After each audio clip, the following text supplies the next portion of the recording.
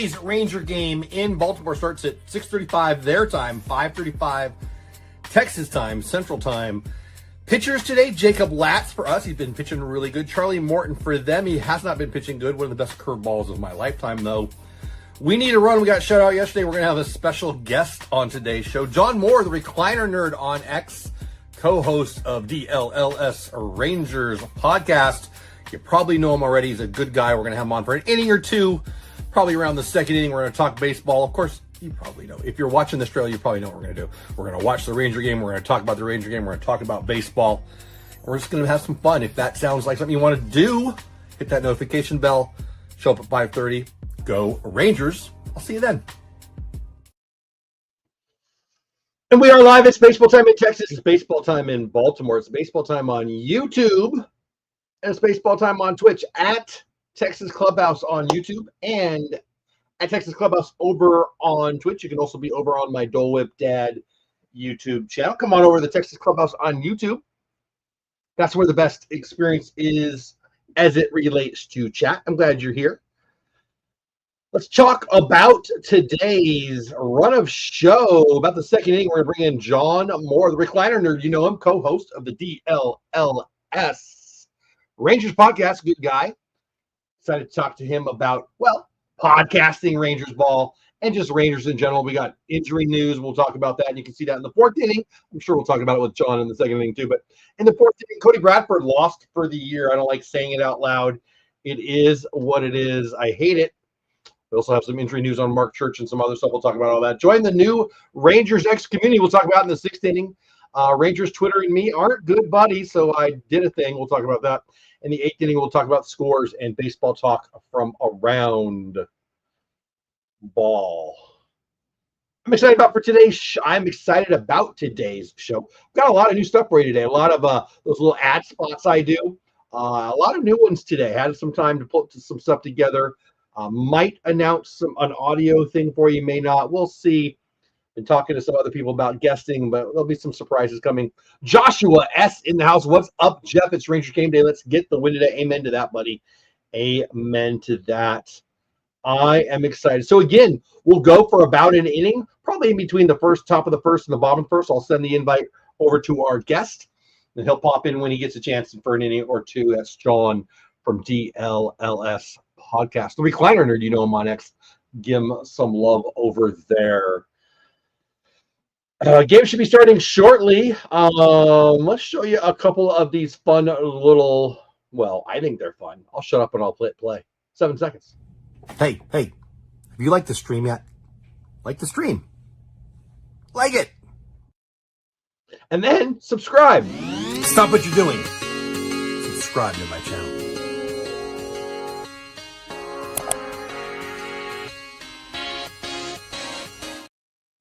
Now, we only have 4 people here. It takes a while for people to get in here, but you're going to get a little head start on some stuff because I got a couple contests for you. A couple. Here's the first one.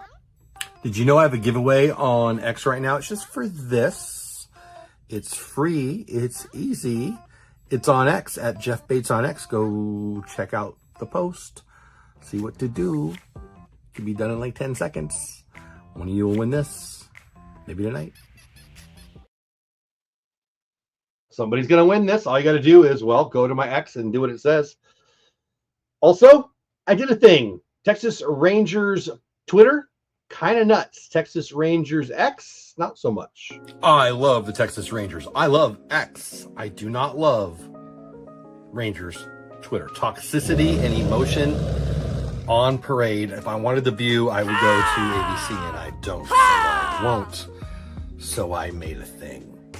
Texas Rangers X, a place by me for you. You, the Ranger fan who's not nuts, not crazy, doesn't need to emote every time something goes wrong, and loves to talk baseball. Is that you? If it is, DM me over on X, at me over on X, or ask me here during the show, hey, will you put the link to Rangers X, not Twitter, Rangers X? We'll have some fun. We're going to talk about baseball, Rangers, and everybody else. And if you want to emote, yeah, Rangers Twitter is not going anywhere, but either am I. It's not Rangers Twitter, it's Rangers X, and it's for you, unless, you know, you're a troll.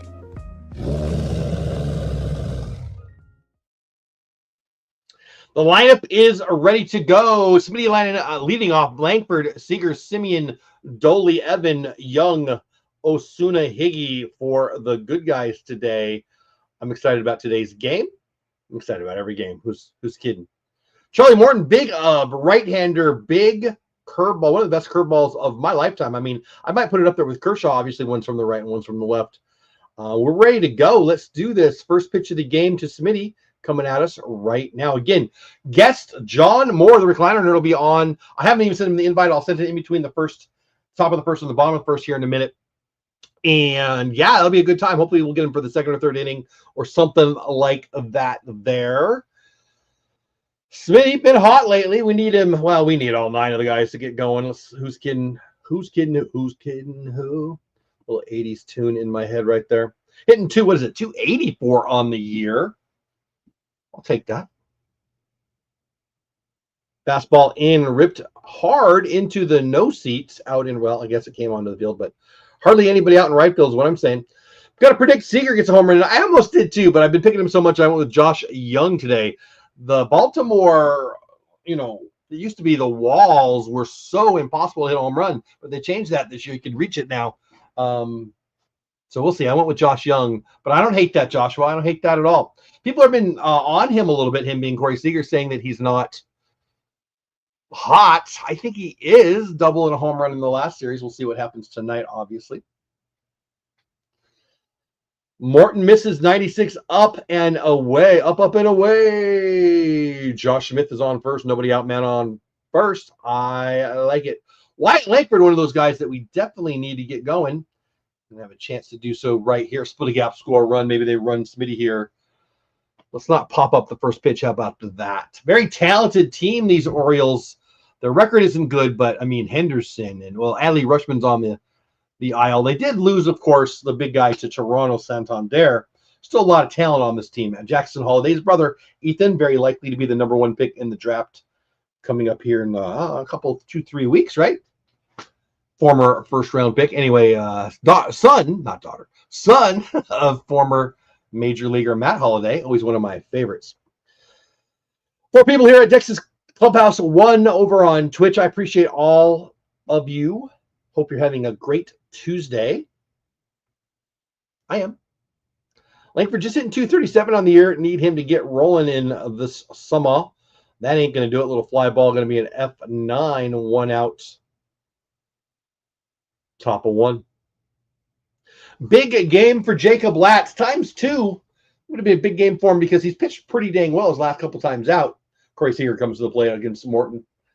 But it's even bigger for him now because Bradford's out. Now, I don't know if Bradford was going to go into the rotation or not. Probably would have got there if somebody, Malley's not ready or Evaldi or all these guys that, could be hurt, right? So I think he probably would have been in there, but there wasn't a clear path for him necessarily. But those innings got to go to somebody. Well, they're going to go to Jacob Latz, especially if he can have a good start today. Jacob Latz started his career. His first time we saw him as a Ranger was a start. Last 2 times out he started, and he's looked real, real good. So opportunity knocking. Chris Sugar, get out. Fouls it into the net.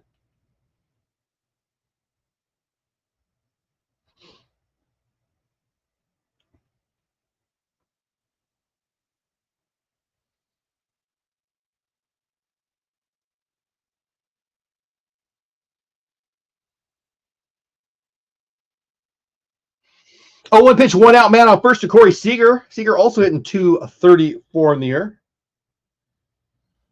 Fouled away again, 0-2.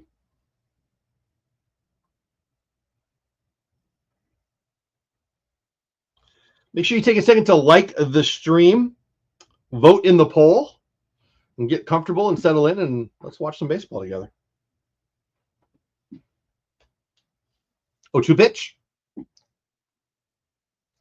I see you over on Dole Whip Dad, over on my Dole Whip Dad channel. Welcome back. I'm glad you're here.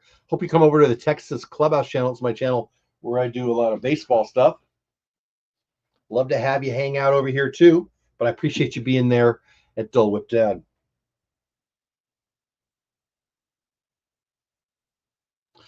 0-2 pitch.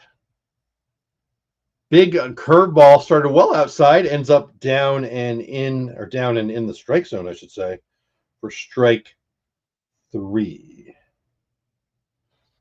2 outs, man on first. Smitty walk, Langford out, Seager out.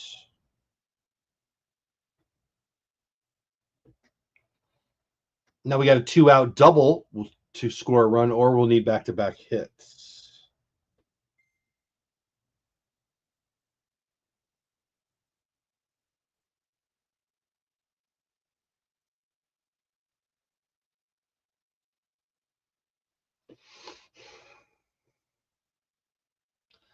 Simmy's got his average up to 222, which is, it sounds horrible, right? But it's certainly a lot better than it was. Simmy's got his average up to 220.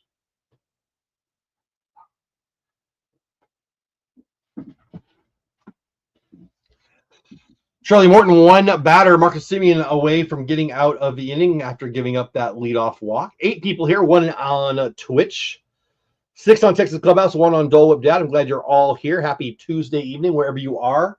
You look out my window, gorgeous, beautiful puffy clouds and some beautiful blue sky. Supposed to be roasting in Baltimore, well, for the whole series. Well, here it's pretty nice. I mean, it's hot. It's Texas summer, but it's nice.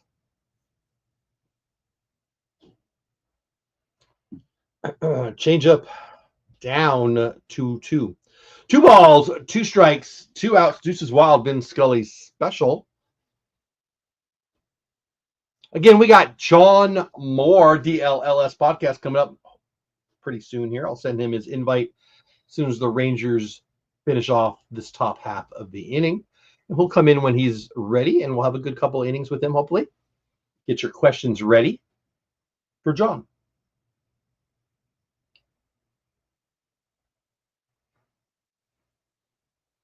2-2 up, full count.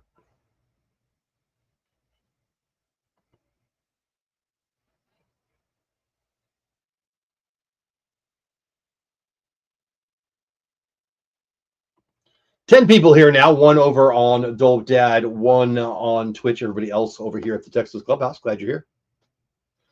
Marcus is going to lift that one into left field. And that'll be an F7 for the end of the inning. Watch this. I'll be back in 1 minute and 3 seconds. Hopefully we'll have that invite sent over to John. I love the Texas Rangers. I love X. I do not love Rangers Twitter. Toxicity and emotion on parade. If I wanted the view, I would go to ABC, and I don't. So I won't. So I made a thing. Texas Rangers X, a place by me for you. You, the Ranger fan who's not nuts, not crazy, doesn't need to emote every time something goes wrong, and loves to talk baseball. Is that you? If it is, DM me over on X, at me over on X, or ask me here during the show, hey, will you put the link to Rangers X, not Twitter, Rangers X? We'll have some fun. We're going to talk about baseball, Rangers, and everybody else. And if you want to emote, yeah, Rangers Twitter is not going anywhere, but either am I. It's not Rangers Twitter, it's Rangers X, and it's for you, unless, you're a troll.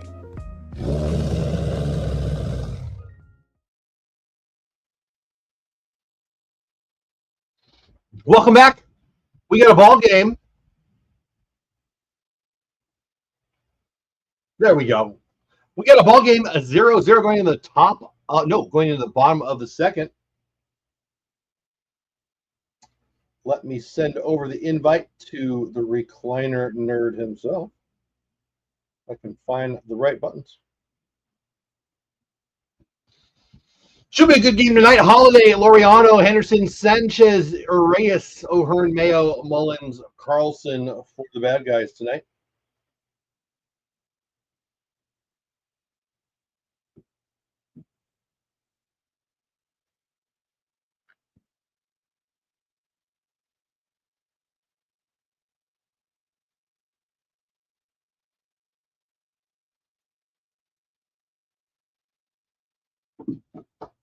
All right.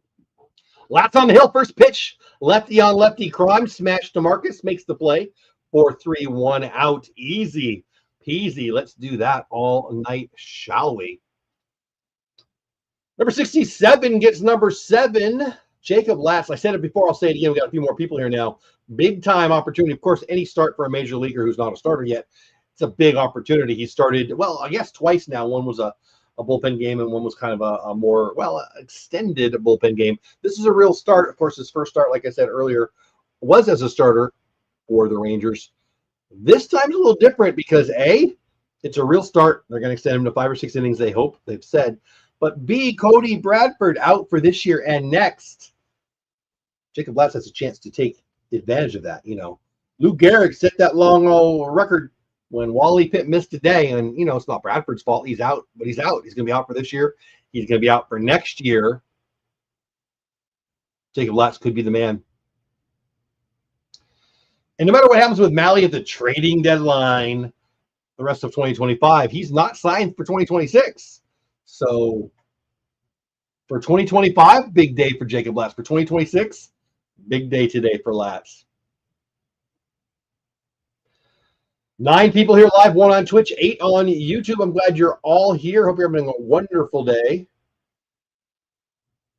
Say hi in chat. Let me know where you're at, where you're watching the game. Little ground ball up the middle. Corey should make the play. He does. 6, 3, 2 out. Yeah, Joshua, I do too.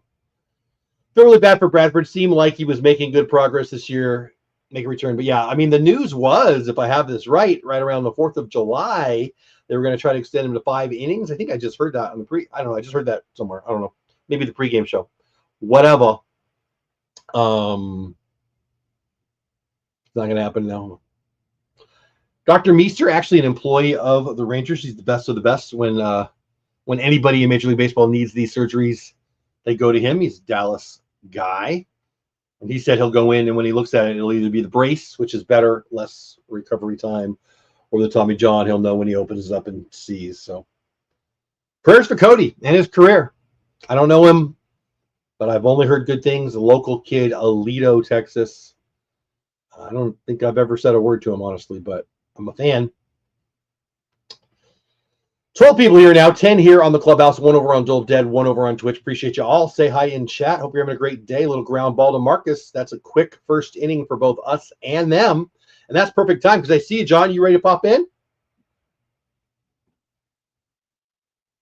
No. Yes? Okay. Here we go. Hold on. Let me hit the right button. John, I want to make sure. Yes? Okay, here we go. Let's bring him in. Oh, let's do better than that. There we go. Can you hear me, buddy? I can hear you. Can you hear me? I can. John Moore, I heard a rumor that you went and watched a little minor league baseball. How did that go?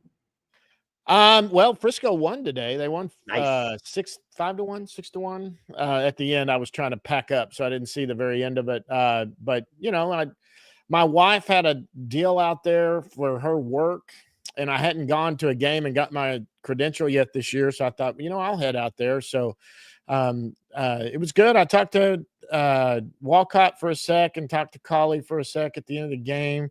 Carlos Cordoza, if you don't know, guys, follow that guy. That guy's going to be a big league coach someday. I'm telling you right now. It's just a name. I couldn't tell you much about him, but he's the manager in Frisco.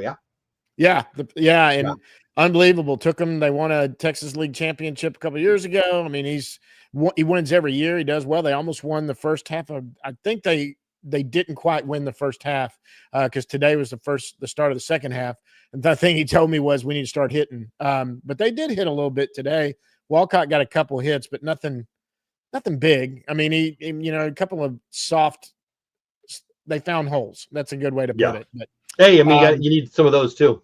Yeah, well, he's fast. He causes trouble with his speed. Yeah. Guys, I didn't even do an introduction properly. This is John Moore. You might know him on X as the Recliner Nerd. I'm going to ask you about that name. You obviously know him from the DLLS podcast. I keep wanting to say Sportscast podcast. And yeah, I mean, that's where I first saw your name. I think the first time we conversed was about that. You had an event. I didn't get to go. I don't remember why I didn't get to go. But you had a pretty cool event at a place in Grapevine that looked really fun. Anyway, whatever. But Yes. Yeah, that was back when we were technically Rangers Today before DLLS came along. But yeah, it was very cool. I see you in chat, Brian. What's going on? Yeah, I remember old Walt being an Orioles fan. I don't think he even knows about the channel, but that's a whole other thing. John, let's talk about you a minute. So I think the people who are here are probably going to know you, but in case they don't, what do you do? Obviously, you're a podcaster. You're big on Twitter or on X. I'll shut up, but why don't you give your own introduction to the people? Jeff, I'm actually, let's be honest, I'm a lot like you that just got a little lucky with some timing, to tell you the truth. I'm a Texas Ranger fan. I grew up a Texas Ranger fan. Got approached about in 2000, right before at the end of 2018, 2019, got approached by somebody to do some blogging.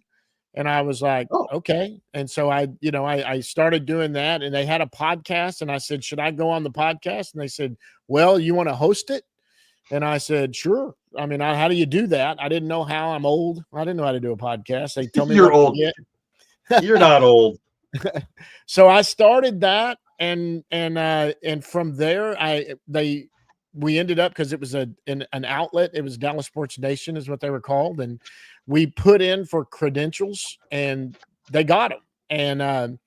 And so I started going to a lot of games. My kids were older and not involved in much, and it got me out there a lot. And big hats off to John Blake. He saw this coming. It was right around the first time John Blake started looking at podcasters and bloggers and stuff like that, and thinking there's another outlet out there to possibly he likes the Rangers to be put on anything they can. So he got me my first credential, and through them I got to know the beat writers, who, by the way, are the real media. I mean, I know I'm very lucky I have access, but those guys every day, they grind it, they do it for a living. And so I got real lucky. Jeff had got let go from the Fort Worth Star Telegram, where I followed him. He was one of my favorite beat writers. We had become friends. Me too. Yep. And we had become friends. And so, I immediately signed up, and I was like, what happened? And we were talking. And as we were talking, kind of like you said, it's fun to have people in here and do this. It was always more fun when I did a show when I had a guest. And so I was always looking for possibly getting a co-host or doing something like that. And so I approached him, said, have you ever thought of podcast? And he said, believe it or not, I tried to get the Fort Worth Star Telegram to do it. They won't do it. I go on podcast all the time. Wow. And I said, well, let's do it. And I said, I've got all the equipment. And by this time I had bought, like you, I probably have a pretty expensive setup now that I had got. And then, I mean, we put the whole deal together. We started working on it. And right at the end, it dawned on me. I said, Jeff, I got to have a credential. If I don't have a credential, I really can't, Young got a hit, guys. Yeah, I just saw that. For Josh. Yep. And I was like, and so he went to John Blake and them, who they love Jeff. And immediately Rich Rice does it now. And they were both like, yeah, absolutely. And so, because I had told Jeff, I don't want to co-host you on the podcast I do, because I had another company involved and they were going to take any income it created. And I said, I'd rather that income go to you and me if that's going to happen. And he was like, right, let's do it. Yeah. So I went from, my best guest was Taylor Hearn, and as a nice guy. Player, and the very first show that Jeff and I ever did was John Daniels. It was 3 days later. Wow. And I went, no pressure. Okay. I mean, not to attack Taylor Hearn. I'm a fan. I've heard he's a really nice guy, but that's a big jump. My goodness. It was a huge jump. And so now, it's great. I can say, hey, let's try to get this guy, and he'll go get him or whatever. And I have made contacts now. Just sure, but you needed that credential, right? Yes, I needed the credential that got me to meet these guys, and then you build a relationship with them. But I don't have the relationship that those beat writers do. Those guys, I'm very happy with what I am. I'm very, very lucky. It was all timing for me, Jeff. I'm no different than what you do. And it's just timing and me just happened to coincide at the right time, and now I've got more access than I ever thought I needed. That's such a cool story. Pickoff play. They're checking the replay. The Baltimore Orioles seem to think they got Josh there. I'm gonna watch the replay right now, see what I think. They got him. Dang it! No, I don't know. I think they got him. Watch this. Watch this. I got it on a little screen. I'll be honest. So I've got you on the big screen. I got this on the little screen. Well, we'll find out together. I don't It know. I looks mean, you like must you got have him on the replay I'm seeing. let me Dang it, see. Josh! You get a hit and then do that. Here we go. I'm Dad, going to watch this closer. I think he's in there. I think he's safe. We'll find out together shortly. Yeah, I hope so. NRL fan in the house, Mike Clark in the house, Kerm in the house. We're going to give you guys a chance to ask John some questions here in a minute. So hang out and get those ready. I'm actually kind of doing, and the back it up binge podcast popping in. What's going on? Ranger 205 popping in. What's going on? I'm kind of wasting time because I want to see this play. I'm going to be honest. I want to see this call, I should say. What the heck is taking too long? This is going to make me ask you this, John. What do you think about all the changes in the baseball? Oh, they call him out.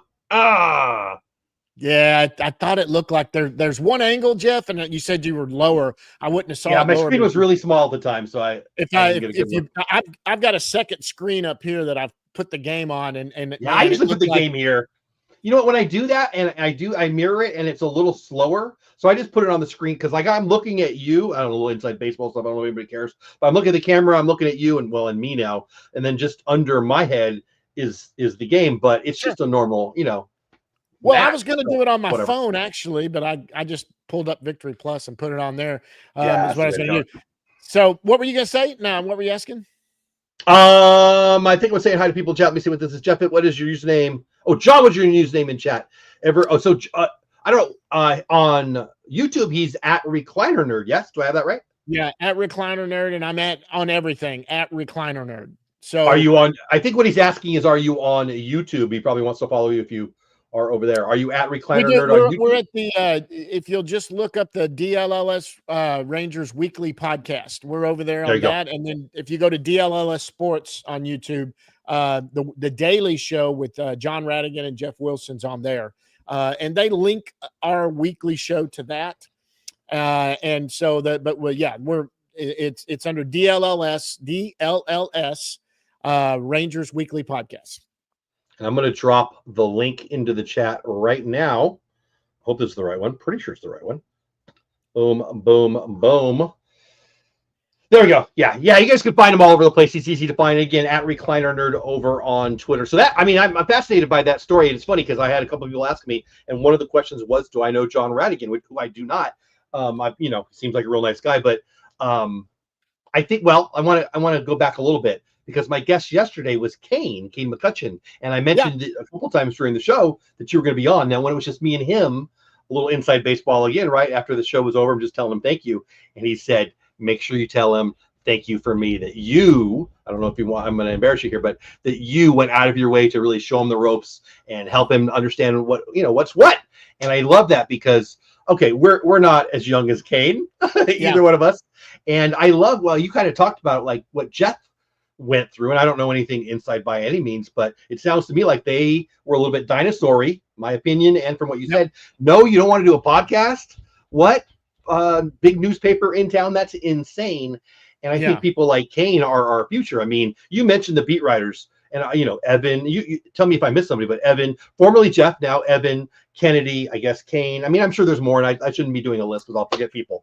But the beats that I know are Jeff Wilson, Evan Grant, Kennedy Landry, Sean McFarland, who splits time with Evan. He's really doing a lot now too. And there's some guys. There's another guy. Kane's kind of like me. Kane goes a lot. And he's doing it for another deal. I guess you could say beat. I don't know if he puts something out every night. I don't see him there all the time, but he's there a lot. But I told Kane, so Kane kind of took over when I was with Dallas Sports Nation, and I got a season credential through Dallas Sports Nation on my own. The Dallas Sports Nation didn't get it for me. I got it because I was going so much, and it was right after COVID. COVID had hit, and we were only getting to go to the press box, and we couldn't even go on the field anymore. We couldn't go down the clubhouse. Wow. And when they eased it up in 2021, when they eased it up and started letting us go down there again, John Blake gave us our new credentials, and mine was a season. And I said, John, this one's he always gave me daily ones. And I said, this is season. He goes, well, heck, you're here all the time. I thought I'd just give you one since you come all the time. And I thought that was really cool. And I'll tell you what a job for John Blake, who I don't know, but I've only heard amazing things. I mean, those things are those things are kind of gold, right? I mean, I would. Yeah. I mean, I would be nice to him anyway, but I'd be even nicer to him now. Yeah. So he's gone. He's retired. Now it's Rich Rice. Yeah. No, I know. I mean, yeah. But John, and John, look, you could get on his bats. I almost lost my credential. That's Tell me. It sounds like a fun story.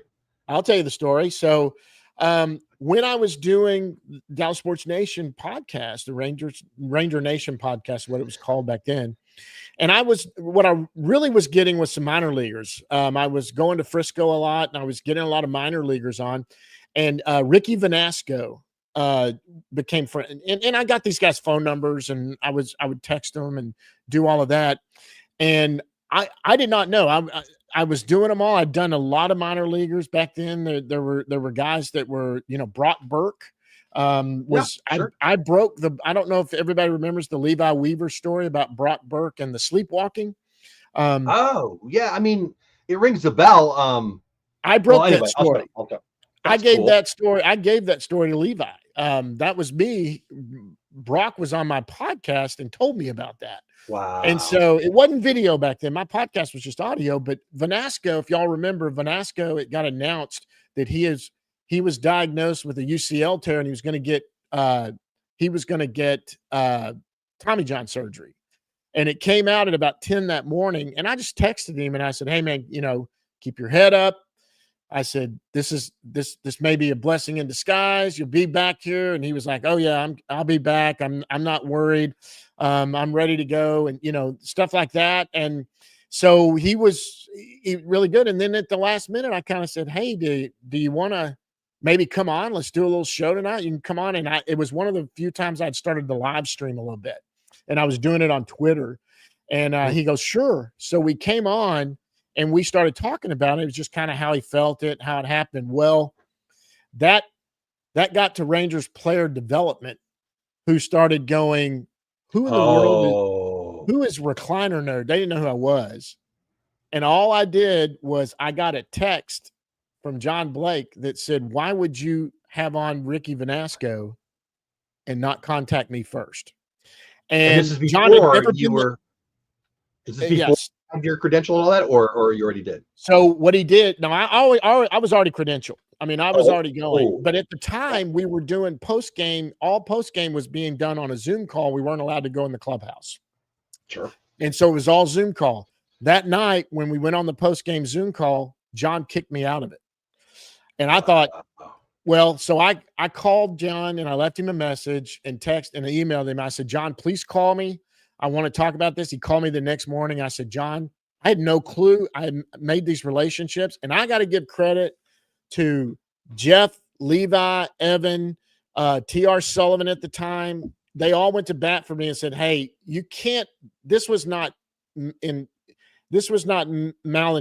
This is a guy that does a lot of good with these minor leaguers who don't do a lot of interviews, and he's doing some interviews with them. He didn't know better and all of that.'" So what were they upset with, that you broke the news? They wanted to more than what John was upset with, and very understandable.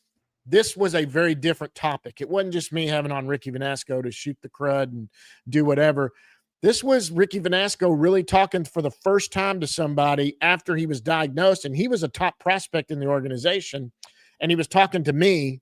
And John is like, on something like that, you got to understand, I've got other media members too that may want to do an interview with Vanasco, and player development may not be ready to let him talk to anybody.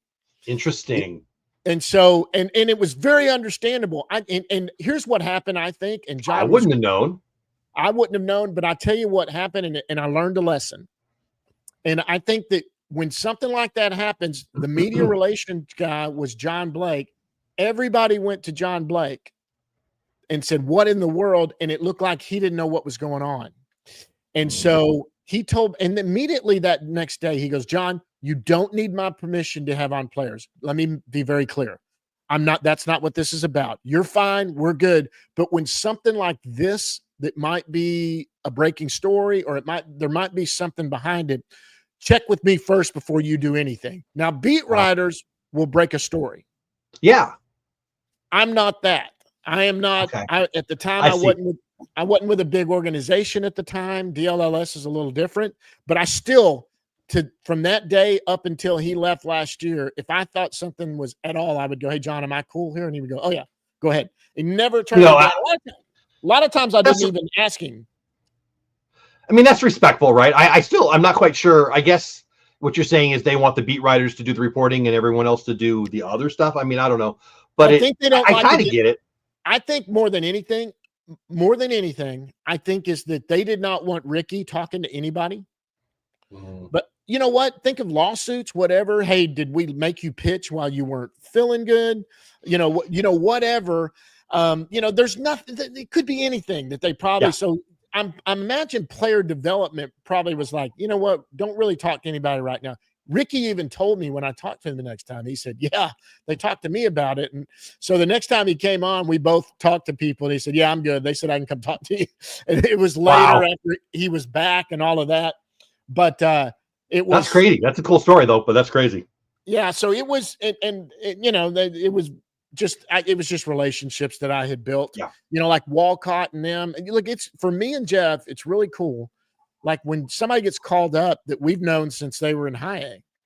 I mean, in the clubhouse, they're hugging us. Blaine Krim. I told Blaine Krim at spring training, I walked up to him and said, "You're going to make your major league debut this year." And he said, told me that. I remember you said that. Yeah. From your ears to God's, from your lips to God's ears. He made that joke. And when he came in that day, I looked at him and he just looked at me and shook his head and walked up and gave me a hug. He said, I told you.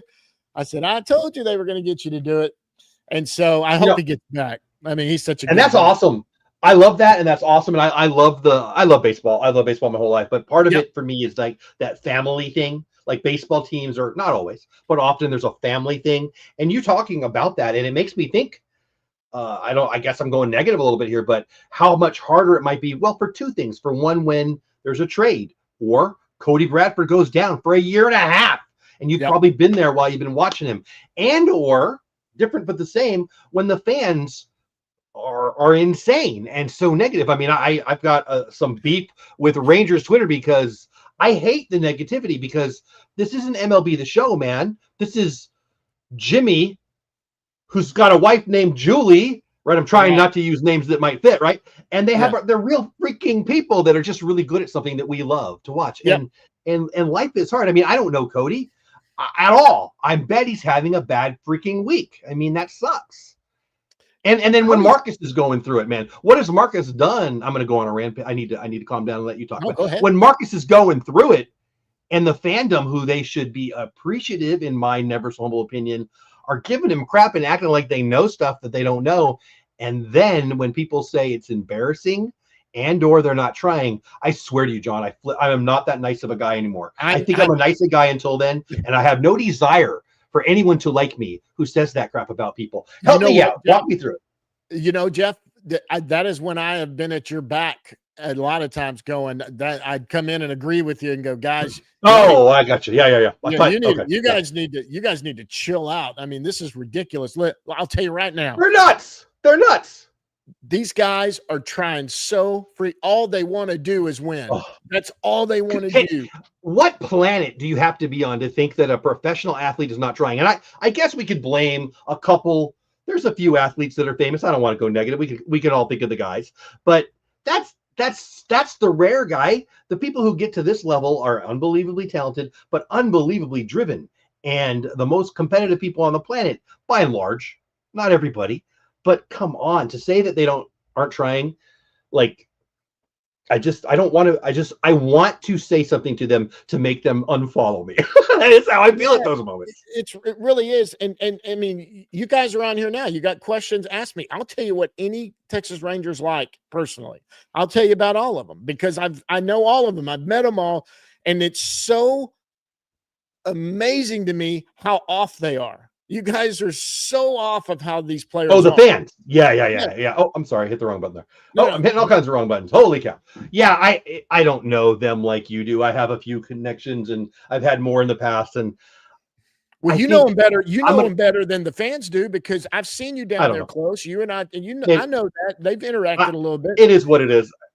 It is. Yeah. Maybe. I don't know. I just want to be me, and people can judge from. It doesn't matter. I don't want to be that guy, but it doesn't matter. It really doesn't. These are human beings. Like, I don't need to know them to know that they're not, well, how they're presented on Rangers Twitter. And so anyway, I don't want to make the whole time I Well, have you about that, but well, Cody Bradford, believe it or not, I just talked to him the other day because he lives. I'm not going to say where he lives because I'm not going to. I'll tell you off the air or whatever. But I'm not. I know the city, but it doesn't matter. Yeah. So, but I think was it's talking. pretty public. I do a lot of business down there and some stuff like that. And I said, "Hey, have you found a good place to eat?" And he was naming the place. We were talking about it. And we were just all sitting around shooting the, you know what, talking. And then it was kind of like, so where are you at? Oh, I'm going to go do this or do that. And it looking like, you know, he. At the time, it sounded like he thought he was going to be back within a month. I mean, that's the well, way they were talking about July. I heard, I think today, July 5th, they were going to go 5 innings. They thought, by the way, Josh Smith gets hit almost where you don't want to get hit. Yeah, he almost got hit in that sweet spot. Yeah, I don't know that I've seen that from a hitter. It looks like he's okay. 2 outs, man on first. Wyatt pops it up. Get out of play. I think it will. Yeah, all right. 0-1 count to Wyatt. Let's reset. 2 outs. Top of 3. No score, of course. I obviously having that access is awesome for content, right? But it's also it's awesome because of the personal side. But again, that negative thing, like I saw Jankowski signs with the Mets. I'm happy for him because I love the guy. He's a nice guy, and oh my gosh, what an elite player. And then I think that part of me wants that access, and part of me doesn't, right? Because I love the game, and I want to talk about the trade deadline, and I don't want to say, hey, trade Tyler Mahle because he's on an expiring contract. I don't know. I guess it goes both sides of that. But how do you deal with that when you've got a personal relationship? I mean, I guess you do opinion. Would you say you do opinion? I mean, when I listen to your show, you're giving your thoughts, right? I mean, how do you do it? That's what I'm trying to say. Yeah, giving your opinion. I kind of followed step on what the Beats did. And they would, when they, like, I was like, okay, so how are these guys? Oh crap. Right at him. Line drive. Hey, hold on one second. Walt, how you been, buddy? Somebody just mentioned you in chat. What are the odds? Longtime old friend, my buddy out. Well, he's an Orioles fan, but I like you anyway. How you doing, buddy? Good to see you. No, you get to know these guys. They're very friendly. It's weird. Like the way when you see them, like on a post-game interview, the way they talk there and the way they talk when it's just, you're kind of hanging, you're kind of in the clubhouse and you're around there. It's a little bit different. It's like they know when they've got to watch what they say. Like Adolis Garcia, if he does a formal interview, he always has Raul with him, but he understands everything and can talk English. Well, the last 2 I've heard, he did it in English, which is freaking awesome.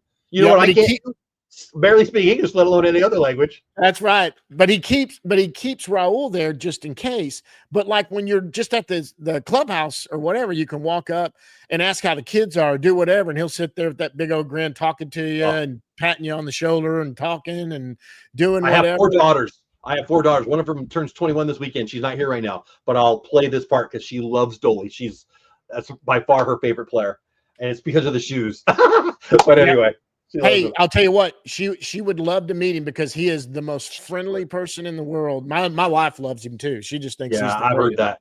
He was at an event, one of those stand in line for 5 hours and get up there, and I'm not a big stand in line kind of guy, but I almost went. I think it might have had a horrible storm day. I found there was some reason for me to easily get out of it, but yeah, he'd be one of them I'd take my daughter to.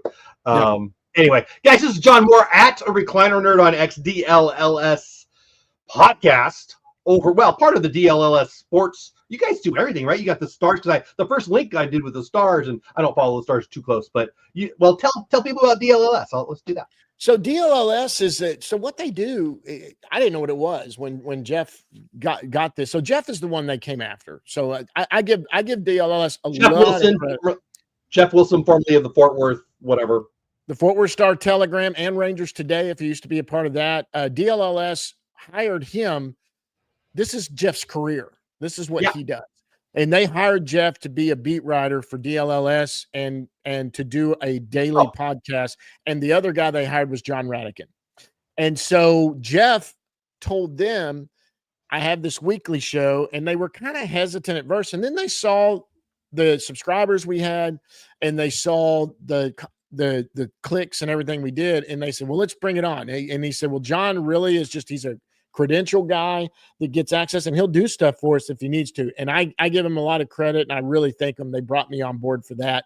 And there's compensation, but they know that my compensation's in very affordable compensation because it really is. I mean, there's no, if they need to cut me for anything, they can, and I do it for free, right? Because I've already told them that, and so they did that. I like you enough to tell you to stop telling them that. Yeah. So they do the Stars, they do the Mavericks, they do the Cowboys, and they brought in beat writers and people that everyone knows for each one.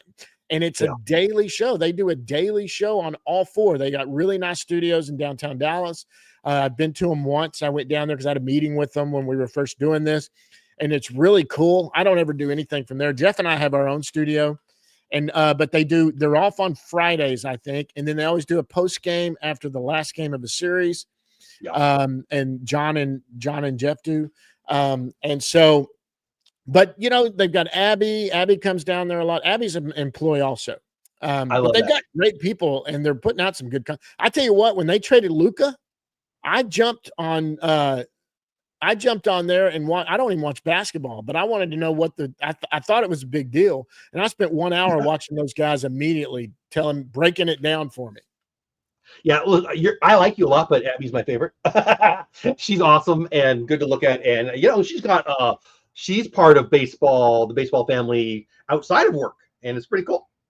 Yeah. Her dad was a former major league pitcher. She knows everybody. Every team that comes in, a coach or somebody has played with him, or she knows him. When I see her, she's on the field hugging somebody from the other team every time. Every time. You see her all the time do that. Love it. Guys, this is the John Moore at Recliner Nerd on X, DLLS, the podcast. Check them out over there with Jeff Wilson. Yeah, I used to work with the Boys and Girls Clubs. I still do nonprofits. And I kind of knew his wife. I didn't know her well, but we emailed stuff. And back in the day, because I think anyway, it was a little inside baseball that I won't bother anybody with. Hey, Hatbox Ghost, what's going on? Yeah, talk about LA Daily Cruise. That makes me want to ask you, because I know Hatbox Ghost, his favorite player is EDC, and it's hard not to be one of my favorite players, frankly, even though he's in Cincinnati. Who's your favorite player as a fan? And it doesn't have to be a player today. Like, you're kind of my age. I'm probably a little older than you, I think. But who's your favorite player of all time? Mine would be Steve Garvey, which most of the people in here probably won't even know. But who was yours? And what made you love baseball is where I'm trying to go. So I went to my very first Texas Ranger game in 1973. 74. I was 7 years old. And mine was in 77.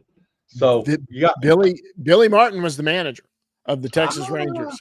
I saw Hank Aaron hit a home run in Arlington Stadium. That's awesome. And I remember that. And I remember my dad.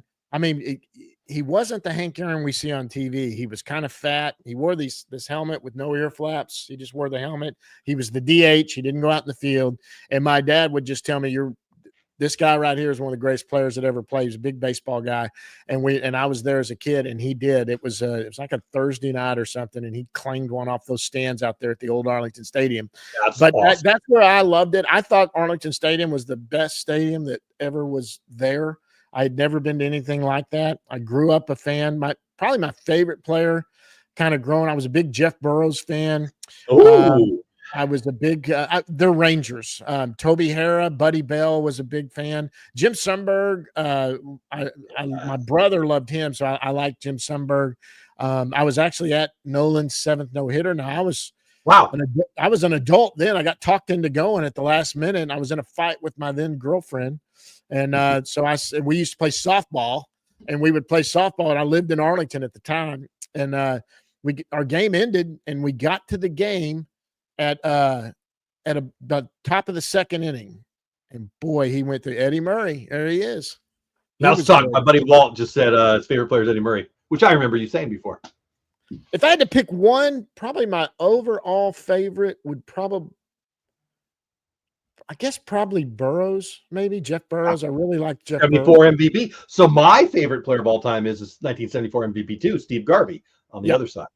I grew up in San Diego. My grandma, was a Dodgers fan. So I've been a Dodgers fan my whole life, and I still am. But I consider myself a Dodgers fan, like vintage Dodgers. And Yeah. I still root for them today, but I'm a Rangers fan now because I live out here and it's fun. And frankly, Yep. every couple of months the Dodgers do something to piss me off, but that's a whole nother conversation. Maybe I'll have it, maybe I won't. But I've been mad at them since McCourt. Frankly, Frank McCourt let all the guys go. Garvey and Newcomb, and he was rude, frankly, to the guys. And I like that the Rangers are doing a little bit of that, like alumni. What do they call it? The autograph over by 101 Alumni Alley or whatever, where they have the autographs and bringing those guys in. I think keeping the connection to the past is big. Maybe it's because I'm old, and it sounds like we're in the same era. You're talking about the 70s. I started collecting baseball cards in 77. That's still my favorite set because that's the first pack of baseball cards I ever opened. And for me, it's on the NL side. But I went Dodger fan, but I went to Padre games. Like you talk about Arlington, the stadium for me that I love is Jack Murphy Stadium, which is not a thing anymore. I think it's a parking lot now. But I ran that place. Boy, they were so bad I could get the front row. After the first inning, I could sit in the front row basically any night. It was the best. Boy, if I could have kept all my old baseball cards, I threw them away. Just thought they were trash. Don't tell me that. I've started collecting again, and I've got a bunch of new cards that I got. But my mother-in-law gets me a set every year for Christmas, and I don't open them. She's done it since my oldest son, who's 20, was born, and so it'll something I'll give the kids one day. But I tell you what, Josh Young is a huge baseball card guy. I love that. There's so many more players today that at least outwardly are collecting. I'm a big fan of Matt Strom because of him talking about baseball cards. And but I love that we have Josh Young. There's a couple other guys on the team. Evan Carter was a big deal when Evan Carter went and got his was it the patch card, whatever. Getting a little Mike Hargrove talk in the chat. See, look at this. I love having you on because I love baseball today. But if 77 to 85, that's when I was like a kid and I was having fun with it. Mike Hargrove's first year, the park had a 10-cent beer night. That's a famous one. Ended up with 100. Yes. My dad was there. And, no, tell me that. Yeah, so it's an interesting story. So it was either the A's or the Indians. Hey, we got 2 on with no out, guys. Yeah, baby. Yeah. Let's get a run here. So, but it was either the A's or the Indians. I do know this for a fact. Dave Duncan was the catcher because Dave Duncan was a friend of my dad's. They grew up. Oh, wow. One of the great pitching coaches of all time. Yeah. He actually finished high school in California, but my dad was an Oak Cliff guy. And Dave Duncan lived in Oak Cliff and played Little League ball with my dad. And they stayed friends. And I actually got to go in the dugout when I was about 6 years old. I remember that. I had a ball I kept for years that he gave me. But Dave Duncan got a beer poured on his head that night from the fans. The fans went crazy. It was 10-cent beer night. You go out there with $1 and get wasted, just it was bad. In fact, they had to. It was because of that. A lot of stadiums, I think, were kind of doing that, and they all quit. They were like, "No." Yeah. Well, I mean, it was Charlie Finley did it a couple times, right? And they had the famous disco night where they were burning stuff. Yep. Yeah, the 70s were freaking awesome. I was a kid, but they were awesome. Brian in chat says, "Don't forget Ozzy." I was a kid in San Diego watching him. I remember when that trade with Templeton happened. I was a Dodgers fan, but I was going to Padres game. Dolly up 1-1 count, first and second. Ozzy's the best I've ever seen. I mean, the defensive shortstop, great plays. Ozzy did stuff that's just. There's a play out there, and y'all need to Google it because I know it's on YouTube somewhere. A play he made where he dove for a ball and it took a bad hop. And in mid dive, he turned his glove back over his body and caught it and made the play. I mean, Ozzy Smith was crazy. Yeah, crazy. Unbelievable. I was a Dodger fan, so then he went to St. Louis and he hit that big home run that I'll still never forgive him for. But other than that, what a guy. I played that position for a while. I ended up going over to third as a kid, but because of Ozzy, because everybody in San Diego, well, everybody wants to be a shortstop anyway, I guess, but everybody in San Diego at that time wanted to be a shortstop because he was the wizard. Unbelievable. Great stuff in chat. Let me say this one. Brian, what's going on? I don't think I said hello to you, buddy. Welcome in. Or maybe I did. Whatever. I'm glad you're here. My mom's late boyfriend's daughter is married to a former Angels infielder and current scout for the. Wow, nice. I don't know that name, but that's cool. Yeah, that beer night stuff. John, this is awesome. I love this. Favorite story from you from the World Series season? I need to ask because, I mean, what a run. In the playoffs. Yeah, so that was emotional for me. I and I was credentialed through that whole thing, and I did not, but we were Rangers today then, and Jeff, of course, went to everything. But if I was going to travel, and if I was going to travel even anywhere, I was going to have to pay my own way because Rangers Today didn't have the funds, and we were trying to make sure Jeff made a living, and Jeff got that book deal out of it. But my favorite of all that World Series run, I think my absolute favorite thing, my favorite story there's two stories I'll tell you. One of my favorite things was when they beat the Orioles to move on, to go on to play the Astros. They had the big party underneath the celebration, and I was in that locker room and got drenched a little bit. They tend to find media and have fun with them because it's a time they can, and I just got to had it all on video, and that was really cool. My favorite World Series story was when Corey hit the game tying home run, and then Adolis hit the walk off, and we went down to go. First thing you always do when you go down is you go to that room where you always see Bochy do his interview, and he has the hold on, face it in right field, plate. Hold on 1 second, get in there. He's gonna get. Oh, he lost the ball. Scored the run. The catcher lost on the throw. Releases the ball. 1-0. I'm 1 second behind you. Here we go. Go Corey. Go Corey. He's there. Sorry to interrupt your story there. No, that's cool. So, but the coolest thing in the world. So let me tell you this: as a guy that I go down to that first, and that's usually where the starting pitcher and Bochy and all them do their thing, and then we go to the clubhouse and we talk to the players because they don't all come in that media room. And for whatever reason, after that, Jeff wanted to immediately go to the clubhouse because they were going to open it right away. World Series was different than a normal game, and so to me, he was like, "Go down and do Bochy and do the interview room."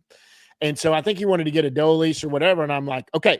So I go down there, and not many media, believe it or not, there were only like 7 of us that sat down for the first interview after the post of the first game 1 of the World Series. And the first guy out there being fans, celebrating and stuff. Like, why weren't they in there? I don't know. They just hadn't got. They were going to the clubhouse. Did we do another one? Yeah, we did. Little ground ball, plate to plate, not even close to Simeon scores. 2-0, good guys. Yeah, baby. I'm sorry to keep interrupting. I want to hear the story. No. That's the best in the world kind of thing. So anyway, I get down there, and they bring Corey Seager in to do the interview. And there's only like 7 of us in there because everyone they'd all gone to the clubhouse because the clubhouse was where they were wanting to see that, I think Jeff was trying to get Adolis. He had hit the walk-off. He was trying to get all that. And so Corey sits down. And normally, for people who don't know, they're nowhere near each other, right? Like am I crazy? The clubhouse. So there's a little. They're connected to the clubhouse, but they have to walk through this hall and come up into this media room where they do that. I've been in the media room a million times, but I went to the clubhouse afterwards. You just walk around and you go down the walkway there and go to the clubhouse. But I'm sitting there. Corey walks in, and I know Corey hates talking about himself. He hates it. He does not like talking about himself, and so. Nobody's there. Normally, you've got like Emily there to ask the first question. Of course, it's World Series, so it's national. Nobody's there to ask it.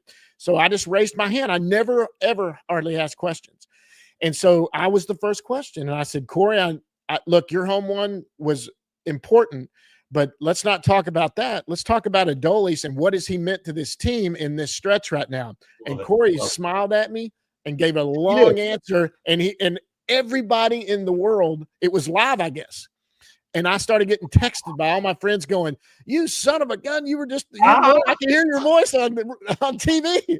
And I was like, awesome. I was like, "What?" Oh. I was like, and so, but that was really memorable because I can't believe how many people were like, "Man, I heard your voice on TV. I heard your voice on TV." Because I don't ever ask questions. I never have to.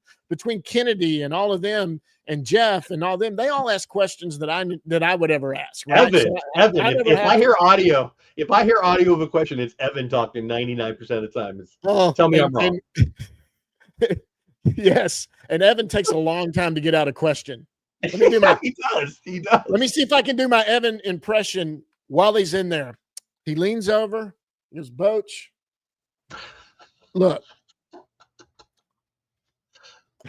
So I know that you don't like that they're having these struggles at the time, but so and you could feel the heat from everybody else going, "Just ask the question." But he gets to a point that he's making. So what would you? And he asked, so it's really funny. That's to watch. hilarious. You know, And I sit right I've behind caught him. that. So I sit here and he sits right there. So I'm over his shoulder going, come on, get it out.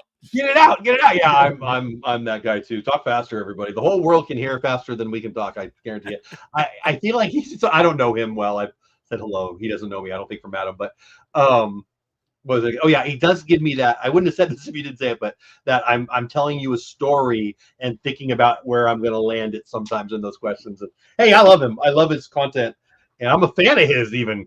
But and it's interesting to have this talk with you because when I lived in San Diego. And I was an LA fan. We had Sack Fly Score run 3-0. Good guys. I had those two markets, and the LA market's a massive market. And I loved Vin Scully. I mean, Vin Scully. I won't tell this whole story now because I want to talk to you, but I will tell you this quickly. Vin Scully called me on the phone, and it's a whole long, cool story. But it's one of my favorite moments of my freaking life because oh my god, he was a guy that, I mean, when I go to heaven, he's first on the list, right? I want to go say thank you to that guy. I love him, and I love him. I mean that with the entirety of the word. And I've always loved. I don't always love the media. I've always loved people who love the game and share it with me. Let's say it that way. I mean, I'm a little anti, frankly, MLB media. Like I'm mad about the Hall of Fame voting. I think we do a horrible job as a industry with that. I think there's a lot of dinosaurs out there, and I do want to take it back to the Kane thing because this is kind of where I was going with that. I don't know Kane. He's great. Exactly what I love him, but I don't know what he's going to do forever. But I hope him and more like him love the game and kind of take over because the Hall of Fame voting thing, we suck. And some of I'm a political guy too, but some of the politics I think are just insane in the writing of a game. I mean, I'm okay, and the NFL is even worse. I'm okay with it a little bit. I don't mind. I don't care if you agree with me or disagree with me. I don't care. It's real world. I don't mind. But when it permeates everything, it kind of makes me go nuts. And I worried about our current state of national writers. Let me put it that bluntly. But I have hope because guys like Kane. He's a kid, and he's a good kid, and he gave again a lot of love to you last night. And he wanted me to make sure I asked you about let me explain what happened with Kane and why he's giving me that. And I really, really appreciate him doing that. But when Dallas Sports Nation was very good to me, when Jeff told me I was getting the credential and when I knew that I was going to move over there, those guys didn't pay me. I had no obligation to them, but there was a kid that was running all of it and he was out of Philadelphia. And I sent him a long email that basically said, look, I'm giving you a 2-week notice, even though I don't have to because you don't pay me anything. But I said, I'll do 2 more shows if you want me to, but I've got this opportunity and there's nothing you can do to save it. This is a better opportunity. He was very gracious and he said, no, you know what? Don't even worry about it. We love it that you're going to go do that because you were with us and now you're going to get a better opportunity. That's fantastic. And I said, well, here's the deal. Whoever you get to replace me, I've got drops and everything we want to do on that. That's great. And I said, or also, was that foul? I guess it was. Okay. I said, or when you send a new reporter, I had nobody to do this for me. I just walked in and followed Levi Weaver everywhere because I didn't know where I was. I remember the first time I met him, and then they started and Mark Teixeira was going to have a press conference, and he was coming back for something after he retired. It was 2019, and he came back and they did a deal in the dugout, and I was like, am I allowed to go there? And he was like, looked at me like, well, why wouldn't you be allowed to go there? So I said, I'm just going to follow you. I don't know where I'm going. And so he kind of led me around, and that's why I did it for oh, that's fair. There we go. And there we go. Line right down the line, double. We're up 3-0. Still going back to third. Okay. Bounced into the outfield or into the stand. Okay. 2 out, second and third, still 3-0. So when Kane came, I met him outside and said, follow me and I'll tell you exactly how to go. So I got him out there. That's awesome. Set up, told him where to go. And I would do it for anybody. If you got a credential and you were coming, you reach out to me and if I was going to be there, and I would go, yep, I'll meet you and I'll tell you exactly where to go. The world needs more of that, John. I used to run Boys and Girls Clubs. I'm a nonprofit executive in the real life of life. And mentoring young men is something I've been doing for a long time. And the world needs more of that, and it's just anybody. Like to have somebody to walk you through. I mean, everybody's so full of anxiety and angst nowadays, and part of it is that we don't have that mentor-mentee relationship. I mean, I didn't know we are going to have this conversation, but here we are. But I think that's kudos to you. That's it's a lost art, and I think people are afraid to ask too. Yeah, I didn't want anyone to. I wanted them to know what they could do and what they couldn't do, so that they wouldn't be all of a sudden. Because when John Blake gets mad, he doesn't hold back. He comes and what are you doing? Come on, you can't go here. You got to be over here. You know, he's yelled at me more than a few times. I told you the one story, but there's other times. What are you doing? You can't do that. You got to do that. You know, that kind of thing. Anyway, so you just want to make sure here's where you can go. Here's where you can't go. Here's what you can do. Here's what you can't do. Here's what we do. And that's why I always try to do it, so that you're, first of all, somebody can tell you where to go, because you're lost. Your head's spinning the first time you ever get to go. Oh, I bet. I mean, I'm down in the clubhouse the very first time ever, and all these players are there. Sin-Shu Chu played on the team. You know, that was Elvis in one of his last years there, and all these guys are down there, and I'm just like standing in front of their locker going, what in the world is going on here? You know, what do I do now? Yeah. I don't get starstruck. But I can see that. Like so I don't know. This pops in my head, and maybe it's because my buddy Walt and Hatbox Ghost, Brian, they're Disney people, and me and my family go to Disney a lot, and I love Disney, and I love the company. They're a mess now too, but I love a lot about them as it relates to leadership, and I think that one of my worst fears. I've got 4 daughters, and now I have 4 grandkids. One of my worst fears would be to get kicked out of Disney, because I know what they do. If you screw up, they got you forever, right? And they're gone. Well, that would be the same. I mean, I'm not going to do anything stupid, but I guess I used to be in the Disney content creation world, so a bunch of stories are popping in my head. But it's the same with that. Like, if I got a credential, I would be not intimidated, but like on my best behavior. Let's put it that way. Sure. To lose that would be. Yeah, exactly. That's why. I lost a night of sleep on that when I thought I was going to lose it. But it's exactly what you would do. You're gonna, when you don't know, when you aren't actually in the media at the time. And I still can, am I media? Technically, yeah, I am, but I am not media like the TV, radio people and the guys that are beat writers. I'm there with all of them, but believe me, I'm not those guys. Those guys work their tail ends off. You can see them when they've got a story they're trying to do, and they're kind of lurking, like, why are you coming near me, or what? They're all trying to break things and do things. You're on your best behavior, and you don't want to mess it up for sure. Well, and especially I bet when the third out, 3-0, we're going to go to the bottom of the 4th in Baltimore. Nice little run there for my Rangers. I guess I'm thinking about the World Series now when I say this, but when the media guys from the National, maybe on a big game, or when we're, in the playoff run, I'm sure the competition of it all comes to the media room a little bit more than when it's Kennedy and Evan and those guys. It's nuts. It's why, and I'm telling you, people talk about the media that are the fans that you and I mock sometimes when they do that, are talking about, I'm telling you, I guarantee you he wants out of here, or Jacob deGrom, well, he don't want to be here with this losing team or whatever. I'm like, Jacob deGrom loves it here. Yeah, well, man, when there was a couple people buzzing about trade, some idiot nationally, I don't remember who it was. Nightingale pops in my head, and I don't know him for Adam, so I don't want to call him an idiot. But some idiot nationally put out there that maybe the Rangers would consider flipping deGrom. Okay, A, no, you idiot, and B, he's not going anywhere. He's got a no trade clause in there. I don't know if it's limited or what, but he's got a no trade, and I promise you, he loves it. You know why he loves it? Because I've seen the national media. When the national media is here, right. I saw the All-Star game was the worst. The All-Star game, you have every team is represented there, so every media outlet's here for that situation.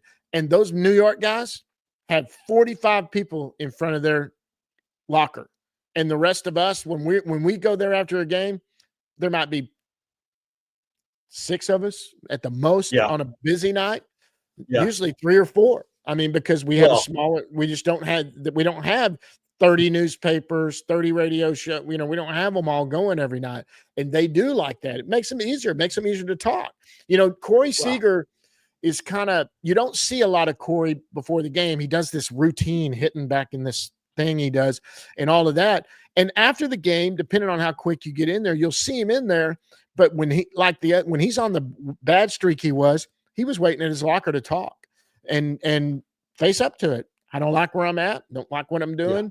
All of that. And people think, well, how come nobody talks to them? They get talked to every day. They get talked to, but we don't have cameras on them every day. It's such an ignorant position, though. If you read a quote, like Evan got some crap on X the other day because he quoted or he posted about Bochy catching a shark, and there were a bunch of people were all over him, and I'm like, first of all, that's not the only question he asked. All right, they had a conversation, probably had 4 to 6 conversations that day from 2 to 6 minutes each. And I mean, just guessing, right? And those are the things he posted this moment, and that's the one you read, and you're not reading everything he's writing. And shut up! I mean, I just don't understand the emotional instability of some of these. Bochy sits down in the dugout at 4 o'clock, and they all gather around him, and they all ask him every question about baseball there is.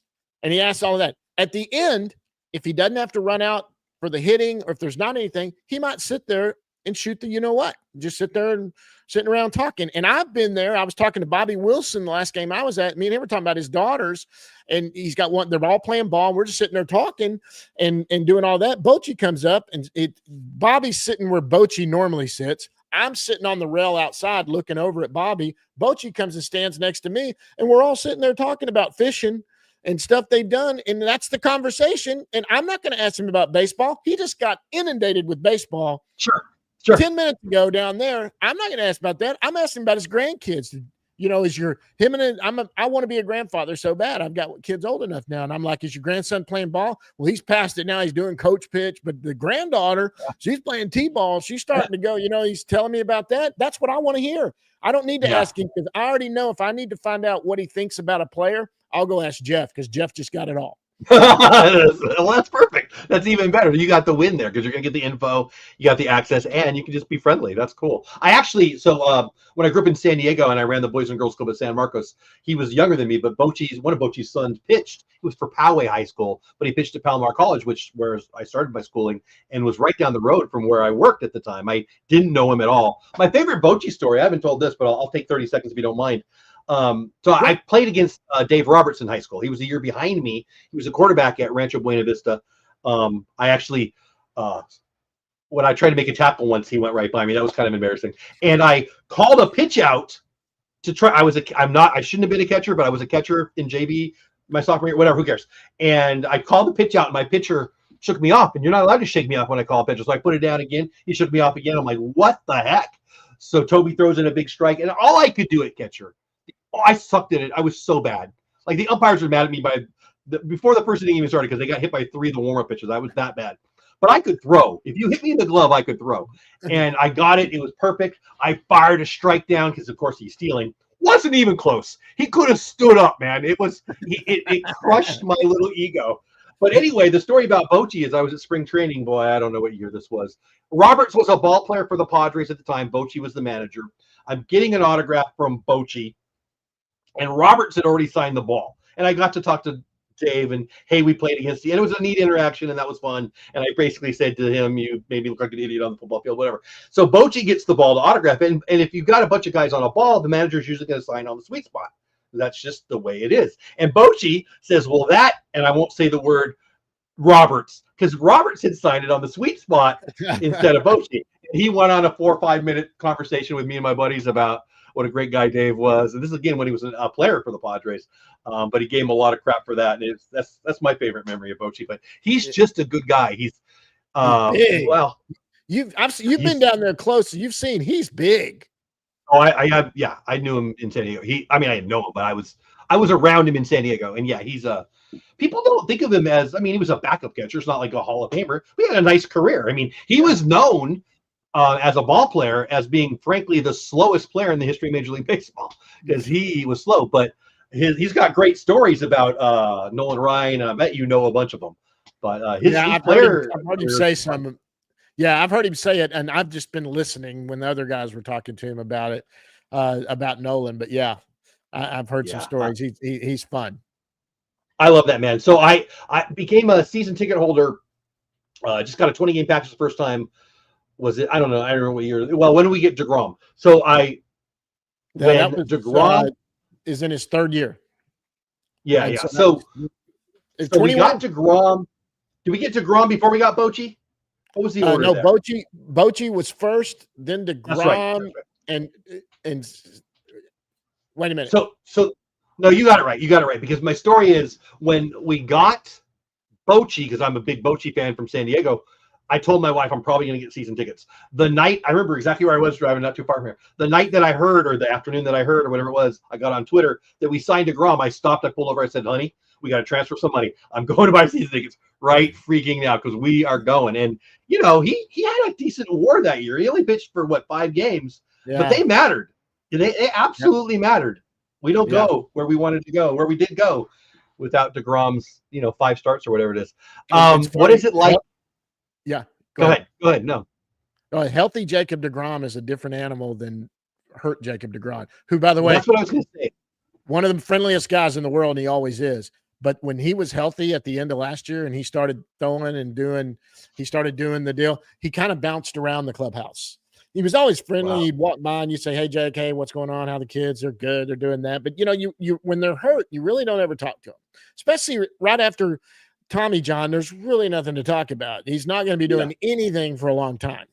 So, but you just say hello, do that, and there's really no interviews. But then, boy, he was, to hear him talk, like when he's kind of like Seager. Your superstars that are humble like that are what make me more impressed. But he'll go out and pitch 6 scoreless innings and still talk about the slider, he was opening up his leg and what he was doing with that slider. And you're just like Jacob's self-analysis. If you want to be a pitcher or you're a coach, Jacob's self-analysis.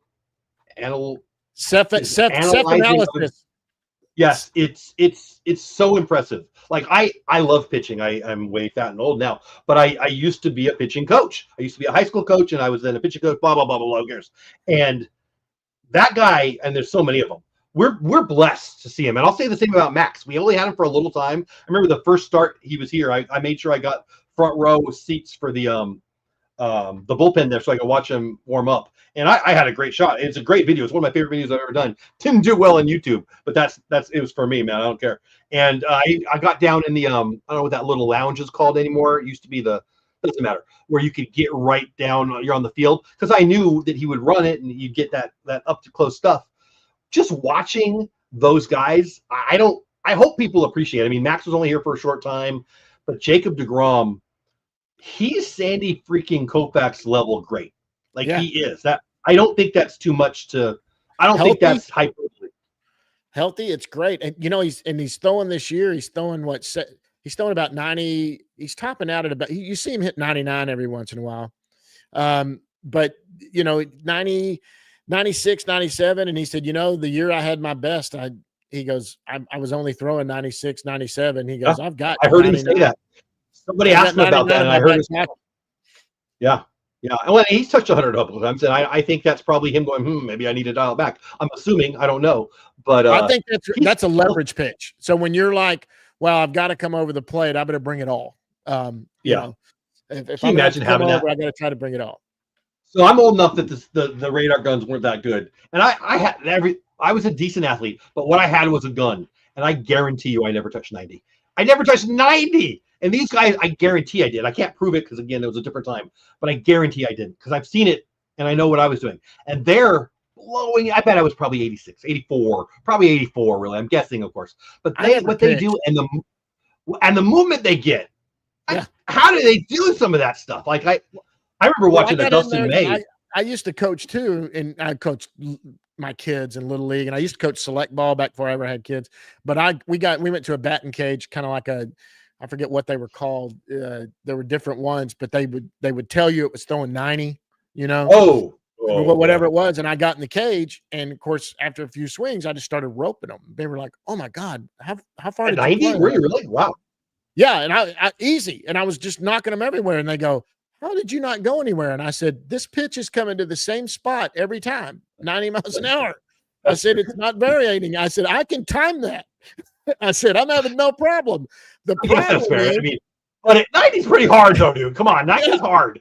Yeah, I said the problem is if that starts changing speeds and moving, I'm going to look like an idiot up here and not know what in the world I'm doing. You're going to look like Zach Neto diving Yes. on the plate and somebody busted him in. I had a couple Yeah. conversations on X about that, man. That's another thing too. Like, I don't want to say, oh, you've never played, but I think that a lot on X, man. They've never played. I like Zach Neto. I think he's a superstar. I love the guy's game. I love his glove. I love his bat. Great pick for the Angels. I love him. He's going to get dotted in the freaking face. He needs to back off that plate. I'll just say it. CJ Wilson, Derek Holland. There's been a few people. I don't know if it was Derek. I shouldn't say that. But guys who I know more than me are like, they're in on the, come on, this is just stupid. I mean, baseball. That pitch was almost a strike. That pitch was Thank you. Thank you. Yeah, and then he stands up with two. You know what that means? I'm going to hit you in the face twice, buddy. That's what I would have said, but I wasn't that nice of a guy. Guys, this is John Moore, the Recliner Nerd, at Recliner Nerd on X, DLLS podcast. Give him some love. I don't want to make you go, but this is the 5th inning, and I promised you 2 innings. Are you good? You want to go? I don't want to be a jerk. Do you have somebody else coming on? I do not. I do not. I'm good. I think my wife's getting her. She took off to get her nails. She's probably watching the game now. She can't miss the game. I don't want you to get in trouble with the wife either. I'll never get you back if that happens. We'll do another inning here. Let's see what's going on. I love it. We'll keep you for another inning. And guys, again, this is John Moore, DLLS podcast. Are there any questions? Yeah, let's do that. We've got let's go back. We did have some. Guys, now's a good time for your questions. I'll get up to, I think might have been when Mouse Talk. We're talking about favorite players, Eddie Murray, Reggie, and Ricky. Ricky's one of my all-time favorites. I saw Reggie on the field. Was this last year when he was with you? So it might have been the year before. That was kind of fun. Mouse Talk Walt says second favorite was Babe Ruth and Stan Musial. My dad's second favorite was Stan Musial. His favorite was Eno Slaughter. You might be old enough. Do you know Eno Slaughter? That was my dad's favorite. Yeah, he's a Hall of Famer. He was famous for going from first to third on a single in the World Series. Mike Hargrove's first year. I think we talked about that. Yeah, his beer thing, Ozzy. Okay, where was I? Brian said, my mom's a late boyfriend's daughter. We read that one. Yeah. Where am I? I feel like there were some questions in there. Hatbox Ghost, my friend. I am part of that. Congrats to you. That's cool. Steve Fry. That's not a name I know. Have any stories about Steve Fry, says P. Draggy. He's the guy who's always on my list. Yeah, Jeff Fry was an infielder, right? I don't think I know Steve Fry. I got stories about him. Let's hear it. Close enough. No, so Jeff and I, Jeff's big thing right now is he's kind of made fun of this teacher man guy that does these hitting instructors. I tell you who he is. He's known for being Aaron Judge's personal hitting coach. Oh, I know. I mean, I'm aware of the story. But anyway, he teaches this thing where you drop back and uppercut and it's something that. And Jeff just kind of made fun of him one day. And Jeff used to play for the Rangers, career 300 hitter, played for the Rangers, played for the Red Sox, played for not many of them, and there's less and less every year. Hit for the cycle for the Toronto Blue Jays, and only the second guy in history to ever do it. And but they kind of went crazy on it. Well, Jeff was on my podcast before I went to be with Jeff Wilson, and so Jeff and I became kind of friends. And then Jeff wanted to do his own podcast. And I said, well, I got the stuff. I could just produce it for you and help you do it. And so I would kind of stay off mic and not on camera, and I would ask questions every once in a while. But I mean, we had on Will Clark, Nomar Garciaparra, all these guys were coming on. I love both. He knew them all. Kevin Kennedy, all these guys that Jeff came on. But Jeff was. He texted me the other day. He texts me every once in a while. He's moved now. Wow. He lives up north, but he does all kind of. He's kind of like he was. I tell you what, he was Jonah Heim's agent when he got traded here. Kevin Kennedy was? No, Jeff Fry was. Oh, Jeff Fry was. Wow, I didn't know. Okay, wow. Okay. And you know what? Yeah, Jonah got traded here. Jeff was only had Jonah at the time, and we had what's his name catching. And I said, man, Jonah's coming here, bud. He's going to be a backup. He said, Jonah's going to be the starter. And I didn't know Jonah. And I was like, okay, well, that's his agent popping him up a little bit. And that next year, Jonah was the starter. So we put one of the Chris Davises, didn't we? Was that who we let go from there? Who did we give up for Jonah? Jonah came was that the Elvis Andrus trade or? Oh, maybe it was. I think that might have been it. Yeah. Was it that one or maybe it was Profar? I don't remember which trade. I'd have to go back and look it up. Anyway, that's cool. That's a cool story. I love that stuff. It's funny you mentioned former players. You know Grego, yeah? Grego and I had talked behind the scenes, I know him kind of, but he doesn't know me. Well, And I've gone out to, Reiner's been on our show, and I did their show, that Dark nice. Companion. I did that one time. And, but Greg was supposed to come on, and then he couldn't. And he's crazy. I'd love to have him on. He's fun. I've been having some conversations with him lately, and he sent me a note just, I think it might have been yesterday. And he said, hey, I won't say the name. Go have this guy on. And I'm like, dude, that's a great idea. I don't know him. I mean, I know the name, but I don't have his number. But it was nice of him. But I've reached out to him now twice, and I just responded when he's hit me. I've come back with, hey, anytime. And he hasn't responded yet. So, Grego, I doubt you're listening. But if you are, you're always welcome. Freaking legend. Talking about Reiner. Kind of invented sports radio.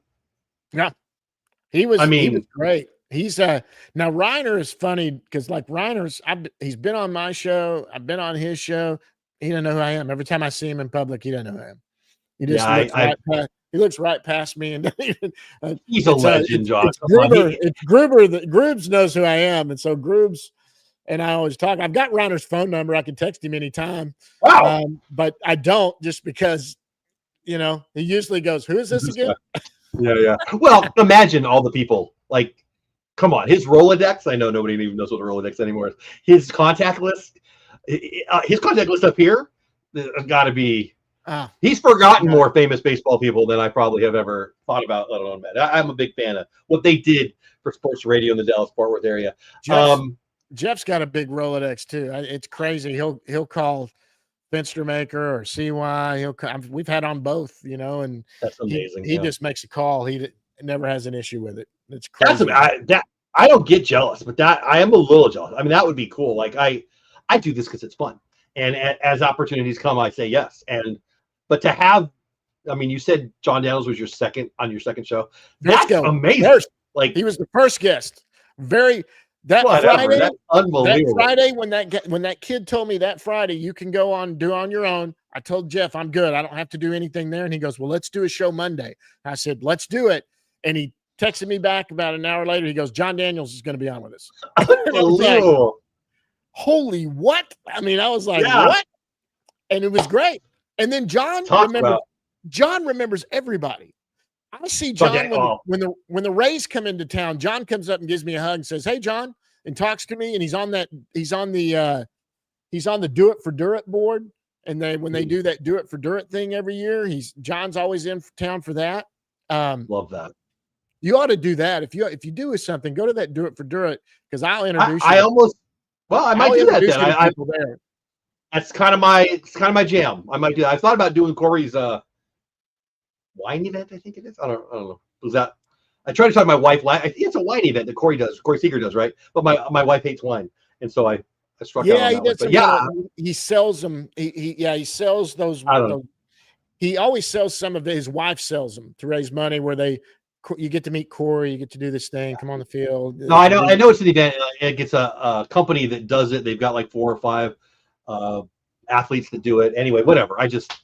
I like Corey, so I was like that. But yeah, I might do that. When is that? When is that coming up? September 12th. I know that because it's my birthday. It's a Friday. We usually do a golf thing, and then that night there's some kind of concert. I run nonprofits, and I've run a few golf tournaments in my time. I haven't since the pandemic, and I'm trying to not have to again. But I might again. A lot of those got knocked out. I might do that. That'd be fun. It'd be fun to just say hi and maybe build my Rolodex a little bit. Guys, again, John Moore at the Recliner Nerd. I told you early, I want to get it in. I almost forgot. I'm glad I said it out loud. Tell me about the origin of the Recliner Nerd username. So when I first started this, I started blogging. And like I told you, I was blogging. And so I would end everything I wrote about it. And I was getting a lot of clicks. And that's why Dallas Sports Nation was like, hey, do you want to get credentials? Because I would write these interesting. And I tell you when it was right when they had just fired, what's his name? And they were looking to replace him, and Woody was about to get hired. And I was writing a story every day about who I thought candidates were. And I was doing all that.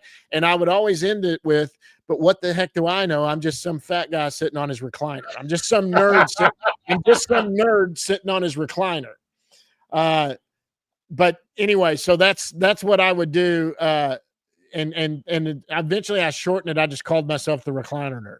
I love it. That's a great story. I knew you would have something for that. That is awesome. TLC announced, member of the channel, good friend of mine. Well, I mean, don't listen to this TLC, but Lat's thrown a freaking shutout, 4 1/3 at least. Man on first, one out, 3-0. Good guys. Only Pete 62 Draghi says, pitches. yeah, he's come on. We've been having a conversation and not giving any love to Jacob freaking Latz. Pete Draghi says, I knew he represented Heim probably from John's day or John's show, but I did not know that Jeff worked with. I didn't know any of that. That's really cool. Jeff did not work with Judge. No, Jeff he was talking about made fun of Judge's hitting coach, and it went viral. And yeah, that was in the news not too long ago, right? Right, and every former every former major league ball player is on Jeff's side going, this is the worst way to learn how to hit. They I don't know anything about it, but I read some articles on that. It works for Aaron Judge because he's 6'7", 250-pound Adonis. I mean, you're not Aaron Judge. Yes, you and me are not Aaron Judge, and we can't hit a ball off the miss the sweet spot and hit it 400 feet. He can. And this works for him. And that's great that it works for him. And he pays this guy, and look at the numbers he's putting up. But this guy insists to everybody that it is a crying shame that he is not the hitting instructor for an entire organization and he's got all these other guys and none of them have gotten close. Well, besides Aaron Judge. You could probably speak to this better than me, but the guys nowadays have their own hitter. They all do. Team, not only just instructor, but team often. I mean, I know 4 or 5 of the Rangers doing it. It's probably 50. I guess it's probably all of them, but I'm aware of 4 or 5 of them having that situation. How does that? I mean, I kind of want to know this. This is a selfish question. You might know the answer. If you don't want to answer, don't answer. If you do know it, how does that work? I mean, we just lost a guy who was. We got 2 hitting coaches now. We lost one. Booney's in there, but then like Corey's got his own guy, and I think Dolly has his own guy, and I'll shut up. But is that sometimes inflame stuff? It's a great question. It obviously works for Corey Seager because of the player he is. But I think hitting coaches today, there are guys that specialize in it. You have your personal guys you like, and all of them have it. Every hitter has somebody they work with, and they do that. And then you've got your team hitting coach who's there to bounce stuff off of. What are you working on? What are you doing? He'll have his own things, but nobody goes in there. Donnie Ecker got a bad rap, and it was not Donnie Ecker's fault this team was not hitting, as we can see. And he wasn't the reason they got the ring. He was part of the team. Exactly. But you know what? Somebody took the fall. Donnie took it. And by the way, an outstanding, nice guy, but he took the fall for it. And then here's Booney, and Booney said, I hadn't even opened my mouth for the first month. I was just trying to absorb what's going on. But Seager, I remember the first year Seager was signed. It was the strangest thing I'd ever seen. You go walking down so there's this underneath, I don't know if you've been down there before, but underneath the stadium, there's a thing. It's like a street, and there's a semi-trucks can drive through it. Yeah. And you walk down that. Every stadium has them. It's where you can load up equipment, do all that, and buses go down there. And so we're going down there, and we're walking from the elevators over to the clubhouse. And as we're going down around this nook, Corey Seager's out in that thing, and he has got an iPad on a stand, and he's got his bat, and he's got AirPods in, and he's talking to somebody. You can see the face on there, and they're talking and they're working and they're doing something. Immediately stops the moment we walk by, and he just stops and lets us all walk by, says hello, and does that. It's like he doesn't want us. Maybe we're selling government secrets if we find out what he's doing. Very nice. It was his first year, and now he does that somewhere else. But look at the guy he is. I mean, he has his own method that he does. And I think people think, well, he doesn't come out and hit with the team at batting practice. He doesn't do that. So is this guy aloof and he's not talking with his teammates? No. In the clubhouse, they all goof off, talk. He's funny. He's always, him and Josh Smith are probably best friends, but they're always talking, doing that. He's a great teammate. They all love him. He just has his own.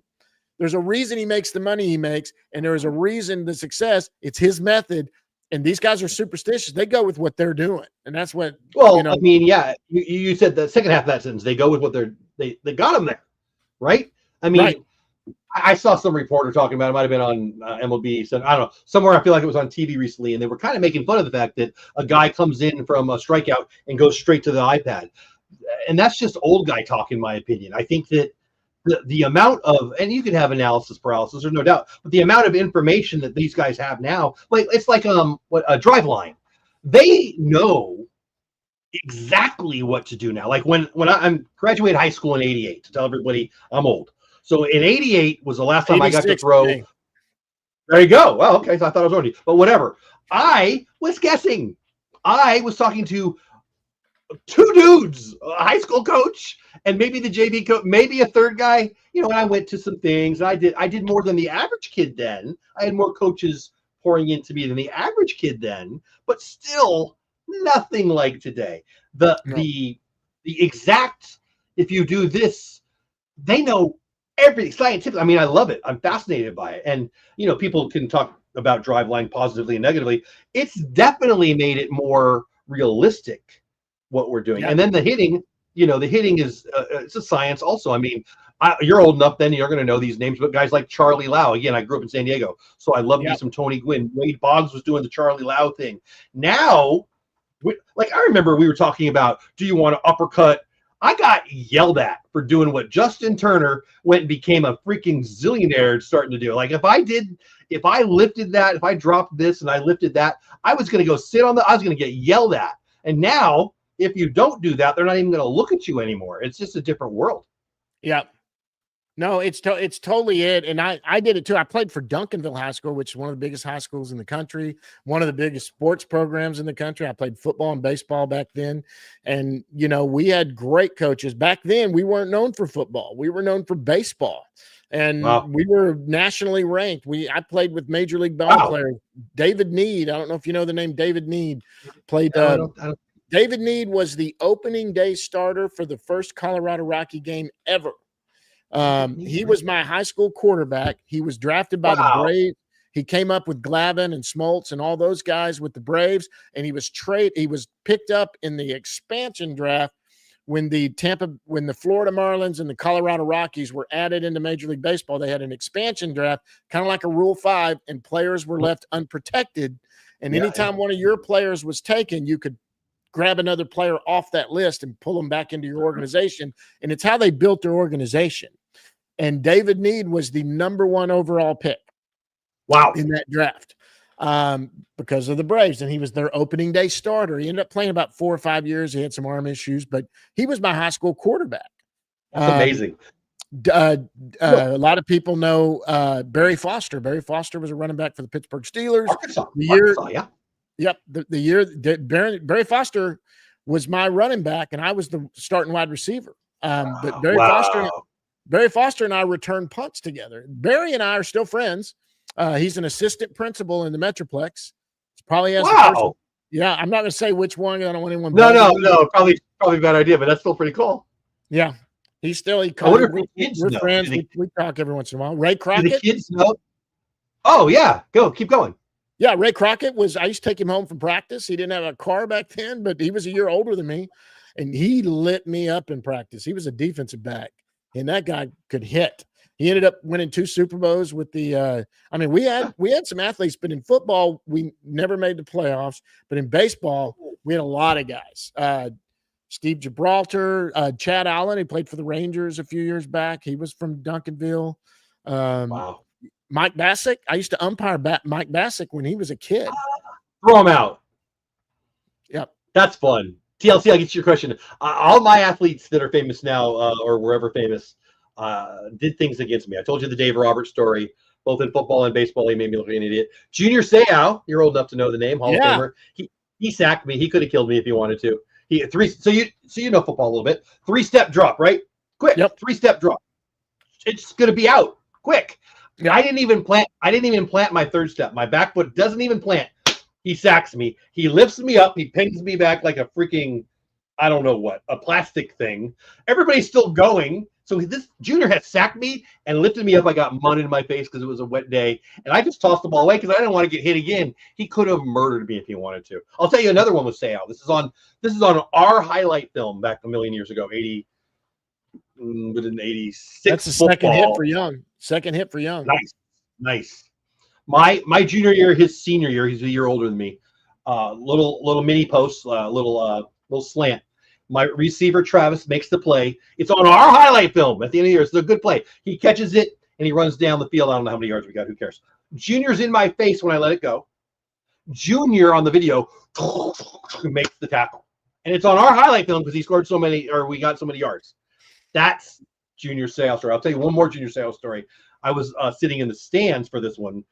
He was a player of the year, CIF San Diego player of the year in basketball too. He wins the tip, cracks the guy in the face. The guy drops. Well, when he wins the tip, he tosses the ball. One pass, another pass, alley-oop dunk. The crowd goes wild. The refs don't see it. Junior's just standing over him like freaking Mike Tyson. It was incredible. I wish I had a video back because the only one that I've seen like that. So I played against some guys too that were good, but I did not play in this one. When I was a sophomore, Brian Bosworth played against our varsity, and I was in the stands when he legitimately, when I say he was the only player on the field, it looked like. He timed a jump one time that the snap happened right as he was climbing over the top of the center, and he was the poor Gary Bass, who was our quarterback back then. He had Brian Bosworth just eating his lunch all day long. He played for Irving MacArthur. Brian Bosworth did. He was crazy. A better college football linebacker. You can't. He was it's hard. The top. Yeah. And we didn't talk about that. I'm not going to keep you all night. We'll do this again, but you're into college football even more than I. You're big into it. I mean, well, let's get to this question before I ask another question because I feel like I'm being rude now. John, how would you describe the locker room atmosphere or culture as an outsider? It seems like something just isn't clicking on the field, at least, or are your team sponsored media? Oh, yeah, that's good. So this gets asked a lot. So let me be very clear. And this is great. And I'm glad this question gets asked so that I can answer it right. First of all, the only team sponsored media there are your radio and TV people because they are actually hired. They are part of the Texas Rangers payroll. Now, back before there was Victory Plus and all of that, and when it was Bally's or when it was Fox Sports Southwest, all the play-by-play radio, pregame, all those people, they were all paid by the Rangers, but the Rangers had the deal with the Fox News or whoever it was, Fox Sports, or with Bally's or whoever, and they just brought the talent into that deal. So the Rangers did the hiring for them. They are the only ones. People think that I'm getting paid by the team. No, Jeff's not paid. Evan's not paid. Kennedy's not paid. None of the beat writers, 95% of the media that's in there, none of them are paid by the Texas Rangers, and they have no control over us. So they can't do anything about it. So it's not that they're not asking the tough questions. Here's the thing that people don't get. They're getting asked the tough questions every single day, but there's really only one news outlet that has a camera all the time, and they don't have it pregame. That's when most of the talking happens, pregame. You talk to these guys at their locker before you go out, and people are asking about the slump they're in or whatever they're doing, stuff like that. And so bases loaded, guys, with 2 outs. Smith's coming up too, I guess. Anyway, yeah.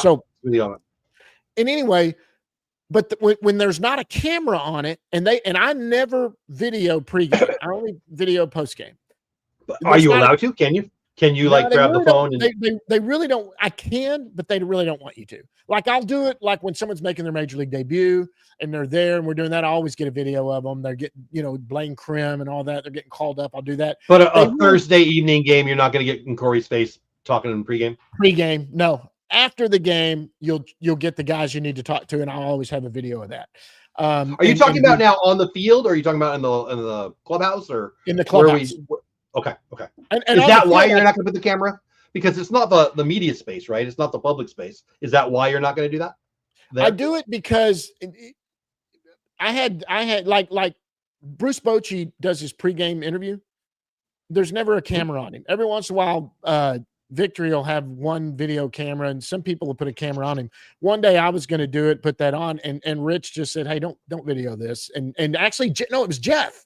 Jeff said, "Hey, don't video this. This is kind of our BS time with them and getting to ask questions. We need to ask all That makes that. sense. Yeah. So let's not do that now. After the game, all bets are off. You can ask any question you want, and I'll get a video in doing that. But if a guy's making his major league debut or someone's back, someone's coming off the IL, Young's back, and he's about to start his first game. Yeah, we'll get some video, talk about how excited he is, do all of that before the game. But everything after the game's different. You can get anybody that's still there to do it. Now, what's the locker room atmosphere? It's great. These guys, these guys all dig each other. They all have fun. They get along great. But after a game, it's very different. You can tell when they've won and when they've lost. When they've won, the music's blaring and somebody's got to go turn the music down. When they've lost, it's very quiet. And nobody's grabbing butt. Nobody's in there acting like nothing happened. They're all doing their stuff, and they are somber. So it is not about whether they want to win or lose or they don't care. It is not that. They all do. Jeff, you've said this. I can confirm it for Jeff, who has put this out over and over. These guys want to win badly. They want to win. Well, let me tell you what. If they're not winning, they're not going to keep their job. Well, that's true too. But it's not. You're right. That's real. But that's not. Oh, base hit. Oh, shoot. Played it right up the middle. Smitty, I thought I had a base hit, but of course the shortstop's playing right there. Inning over, but 3-0 still. Dang it, I thought that was a base hit. The truth is, these guys want. I'm a very competitive guy, right? Yeah. At least I used to be. I mean, nobody keeps score about it. I got 4 daughters and a bunch of grandkids now. Nobody's keeping score anymore. But back in the day, I was a very competitive guy. I'm not as competitive as 99.9% of these dudes because they're at the top of the top of the top. So I just find it disingenuous. I find it ignorant, but mostly I find it a word that I won't use right now. A lie. I don't really believe Joe Schmo on Twitter doesn't think that Marcus Semien cares. I just don't believe that. I think they're play acting. I think it's just something to say online to get some other person who doesn't know anything to respond because it's not real. Who would think? I mean, if you're at the top of politics, if you're at the top of sports, if you're top of entertainment, you're competitive. Yep. You're not going to not. I mean, maybe if it's September 29th and you're on the Colorado Rockies, okay, maybe. But even then, they don't want to win themselves. Yeah. They want to win. I'll tell you what. Of course they do. There's a lot of Twitter noise that's people trying to draw people off sides is what they're doing. And you and I know that former football players. I'm stealing that line. That's good. You brought up the college football thing. Yeah. And you asked about that. Believe it or not, I'm about to start a thing with Fanatics. Was that buying and selling? Is that what he asked? That's a good. We'll come back. Yes. I put it on your face. I wanted to get the better screen. I'm going to be doing a Texas college football show on Fanatics View, which is another deal. And it's going to be a weekly show, kind of counting down all the FBS schools that are bowl eligible. And there's 13 schools in the state of Texas. Starting at the bottom where UTEP kind of hangs and Rice kind of. Don't you say TCU at the bottom? TCU's right down the road from me. Don't you say nothing bad about them? No. They're not. They're No, I don't. You've got Big 12, SEC with Texas and Texas A&M. You've got SMU with ACC. You got a lot of different ones. And I did some of this last year for fun, and now I'm going to be doing it with an outlet that has a pretty big following. So that's going to be fun. Are we buying? Cool. Wait! Before you move on, is that going to be on YouTube? Is that going to be a podcast? It's going to be YouTube. It's going to be a podcast. We're going to probably try to get some media members from each that follow each team on, maybe try to get coaches on. I doubt very seriously I'll be able to get someone like Sark on. I'm a big UT guy and my son's going there, but Sark's a little different. Elko's probably a little different for now. Yes, he is. Eventually, hopefully we'll get there where I may be able to have them on and do that. And I'm very good friends with Joey McGuire's wife, and I agree that Joey McGuire's wife is David Need, the guy I was telling you about, started for the Colorado Rockies. I know that name, but I don't know why. Who's Joey McGuire? I know Joey McGuire's the head coach for Texas Tech. Oh, yeah. Of course. Yeah. So his wife went to high school with me, David's little sister. So, and Debbie and I are friends, and a name to watch That's awesome. is Garrett McGuire, their son, who is the running backs coach for Texas Tech. And I'm telling you, that kid will be a head coach one day, and he may be the next Nick Saban. He's 25, 26 years old right now. He's unreal. He had designed his own offense at 12. He played for his father. He was a good athlete, but he was a quarterback. But his dad coached Cedar Hill High School, and his son never started for him. He had better players, and he was going to play the better players. That's a good coach. So are we TLC? Yeah, please. Are we selling or buying or holding? Too early to tell. Okay, actually, all of that could be. It's probably slightly too early to tell. It's not going to be a sell-off. I don't care what happens. They're not selling off. They still think the core of this team is the team that's going to get them somewhere. If they're completely falling apart, maybe they look at someone like a Malley or something, to sell. But who's going to buy what? I mean, Malley might be the only one. He's injured right now. But maybe a Dolis, but he's not been great. You're not going to get much. Dolis not expiring, right? We have him another year, yes, of control. We have him under control, but he's ARB eligible. Exactly. It'll be his second year of ARB, I think, and whatever. Year deal. He's got $9 million this year. So next year you're talking what, 12, 14, 15? I don't know what it'd be. That might be somebody they want to get off the books or do whatever. John Gray, I believe Gray's expiring. I'm not looking at a list. He's expiring. By the way, he's thinking he's going to be back soon, and he's already talking about getting into the bullpen. He's ready to help in the bullpen. I'm a big John Gray fan. He is not appreciated enough here. No, he's a great guy too. That's a freak accident too. What happened to him? Have you talked to him about ghosts? About Ghost? You have not, I can tell. So, John Gray story, real fast. It doesn't matter. It was Albertsons or some dang thing right down the road. They had the caravan, and again, I don't like lines, but it was right down the road. So I went, and it was him and Latz actually, and Coach Beasley a couple years back. Anyway. So I jumped on I got a video. It's a video on my channel, but I asked him about, hey, do you really believe in ghosts? He went to I can't remember the name of it. The very famous in Colorado hotel that has ghosts. And apparently he ask him about it. I'll just leave it there. Ask him about it. And maybe remember that guy at Albertsons who asked you that question if you feel like it. And I'll send you the video if you want, because it was a great answer. He's a fun guy. I like him. He is willing to talk every time you want to talk to him. He's great guy. And what the heck with that hair? He's trying to be Jacob deGrom from like 6 years ago. And him and his wife own these little dogs. They have these little dogs they've got that charity that they put up on the board. Yeah, they do all that charity work for it or whatever. He was an OU guy. Grew up in Oklahoma. He's an OU guy. But he's high draft pick. Yeah. So, but hey, go ahead. I keep interrupting. I'm sorry. I think that the Rangers will make moves. I don't know if anyone saw the day I was out at Frisco. There was a Reds scout there. I did reach out to some people afterwards. But the Red Scouts, I overheard this in the press box. They usually sit out in the stands. If you ever want to see something cool, this is the time of year to do it, starting in July, when you're getting close to the trade deadline. Go out to Frisco games, look around home plate, behind home plate, kind of in that middle section, and look at all the radar guns and people with notepads, and you'll see like they'll be holding a bag with the Giants on it or the whoever. It's all the scouts, and there's usually 15 of them there. But there was only two, and that one of them had a Blue Jays thing, and the other one had a Cincinnati Red shirt. And the guy on the Cincinnati Reds was talking to him, and he talking to the guy for the Blue Jays, and he said, and what I overheard him say, he was sitting 5 feet from me, and he said, I've been out in Hickory, and I was at Hub City. And he goes, and now I'm here right now. I've been out for like 6 weeks, and hopefully next week I'm going home for a little bit. And the Jays guy goes, wow, they got you watching the Rangers. And he goes, yeah. And that's all I heard. And so I'm like, wow, the Reds, what the deal? So I reached out to some people. Were like, everyone does that. They all do that. They go do that. And I said, yeah, but the way the tone in this was different. So I reached out to some people I know and said, hey, tell me about that.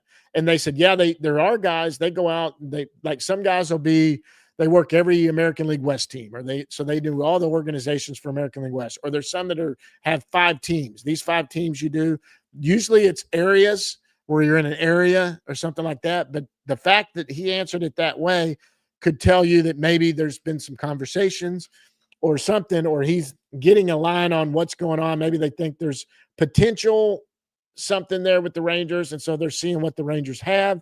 Maybe some names have been dropped. I don't know, but this guy had been to all three organizations. My point was, normally you got guys that cover the Carolina League, and then this guy's in Texas, but he was in Carolina League and in the Sally League covering that. Now he's in Texas covering. He is going to every level of the organization. Makes me think maybe a name was dropped. And I'm not saying there's a trade pending, but maybe they've already said, would you guys be willing? And they've said, maybe.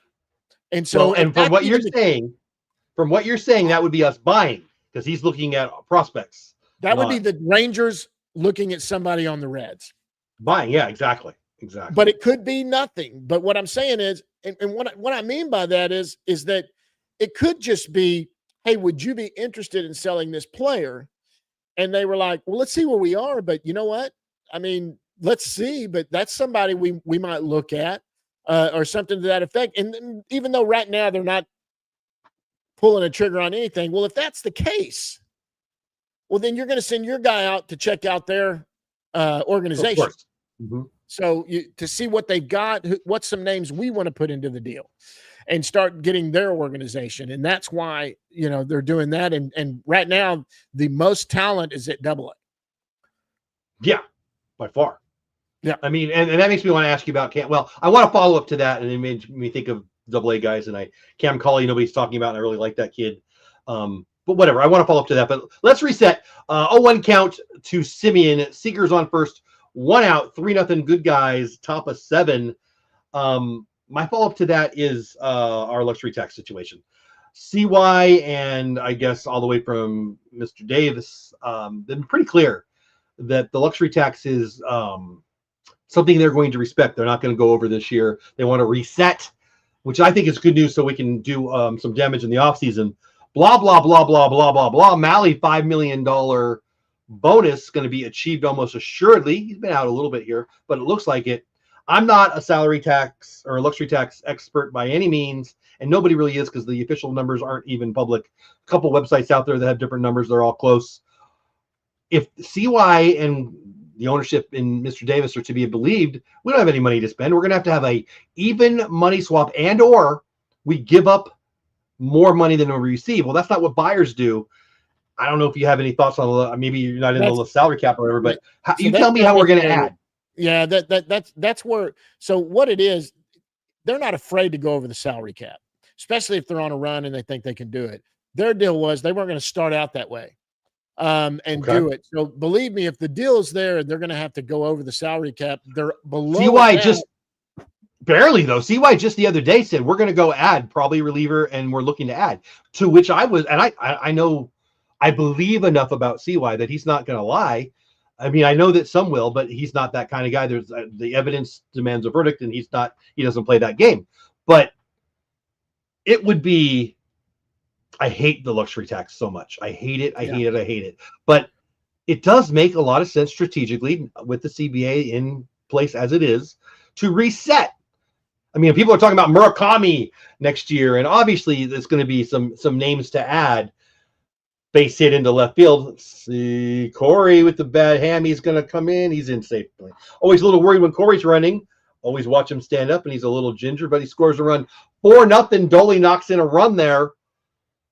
I like it. Evan Carter coming up 4-0, 2 outs, top of 7, excuse me. Hey, Fulton, welcome in, buddy.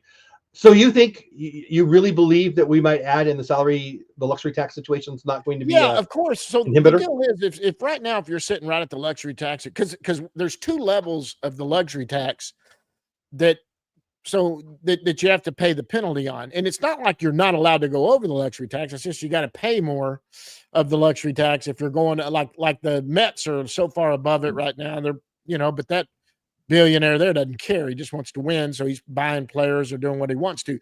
But Ray Davis and them are guys that are not going to they're businessmen, and I've said this, and Jeff said this all along. They're good people to own the game. I know we would all love to just have a guy that has expendable money and will just blow money any way he wants to. We don't care. I love Mr. Davis, but give me Steve Cohen any freaking day. Yes, please. Yeah, that's what you want to do. But we know that Ray Davis isn't afraid to spend. Look at them. He spent almost $1 billion on players, but what he's done in commitments to players on their contracts. But he's also a guy that is not going to hamstring this team and get so out of whack. I'll just say it. He's not cheap, but I will say this strategically, it does make sense to reset. Yep. It can be. It's real money. It's real money. You've got to, you can use it for players, or you could send it to the freaking Miami Marlins and the Chicago. I hate the system so much, but it is what it is. Those resources, let's call it that, like we're playing Monopoly here, right? And you have what you have. You have what you have. And I get it. We've been rolling in the money. You win a World Series, the money's going to come in. The TV thing's all better. I get all that, but the rules are still the rules are still the rules. So whatever the budget is, I don't know what it is. Obviously, he spends enough. So it drives me crazy when people have that argument. He's not cheap. He's one of the most, but whatever. He spends a lot. But there is a number that is the budget, and maybe he'll change it. But the resources are the resources. And if you're sending them to the Chicago White Sox and the freaking Rockies, you're not buying another player. Believe me, if they came to him and said, "Hey, this team right here will get us where we need to go. We're 2 out of the wild card. We could go on that run. We can do it. We're going to need this, and it's going to put them $10 million over the salary cap and luxury tax." Ray Davis would pull the trigger today and go, "Okay, go ahead," because a lot of money's coming off the books. It's going to happen. He would do it. Now, if they came and said, "If we go get these 4 players and go $45 million over the salary cap and go get these 4 players, it'll help," he might go, "Well, could we go $20 million over?" I mean, there's a point where you've got to look at the books too, right? And where the books come in. Most of your money comes from TV deal. You still get a lot of money from ticket sales. Oh, they got them out of it. Okay. Yeah. And merch and all that. Sure. And merch and all of that. But, but it's also good to have a guy look, there are guys that are good businessmen that own teams that don't even come close to the salary cap. Ray Davis is bumping up to it. And he's past it. He's past it. Yeah, I'll get right up to it, and he's gone over it. He went over it in the World Series year, and he's not afraid to do that. But what he's doing is, let's be smart, and no, I'm not going to Steve Cohen it and go out there and just blow money, because then Steve Cohen's even sitting there. He's been tightening it up. He's losing a lot of money on the Mets, and so he sent away JV, and he said they're going to reset, and he said it would be a 2-year reset. Obviously, that wasn't the truth, but that came out of the most spending guy we have. Hey, they said Lance is going out for the 7th. Oh my God! Wow, is he really? So the headline from John Moore is the Rangers are going to get Clase back where he should have been all along. Who would you go get? Let me ask you that. If you're, I mean, you know the game, you know the team well. I would go get Clase or somebody like that. I actually put out a thing about, and Bieber had a great year last year. Now he's hurt, but I said before Walcott was a top 5. Hey, maybe they'll take this Walcott kid for Bieber and Clase. That was preseason last year. Obviously, Walcott's gone up, Bieber's out. But what would you go do if you wanted to add somewhere? Is it bullpen? Yeah, I would think bullpen for sure. Let me do something here real quick. Let me find what I was looking at here. You do it. I'll reset. 10 people here at Reggie's Ranger Clubhouse. One over on Twitch. Mr. Fulton Mraz, I saw it, buddy. Happy birthday to her.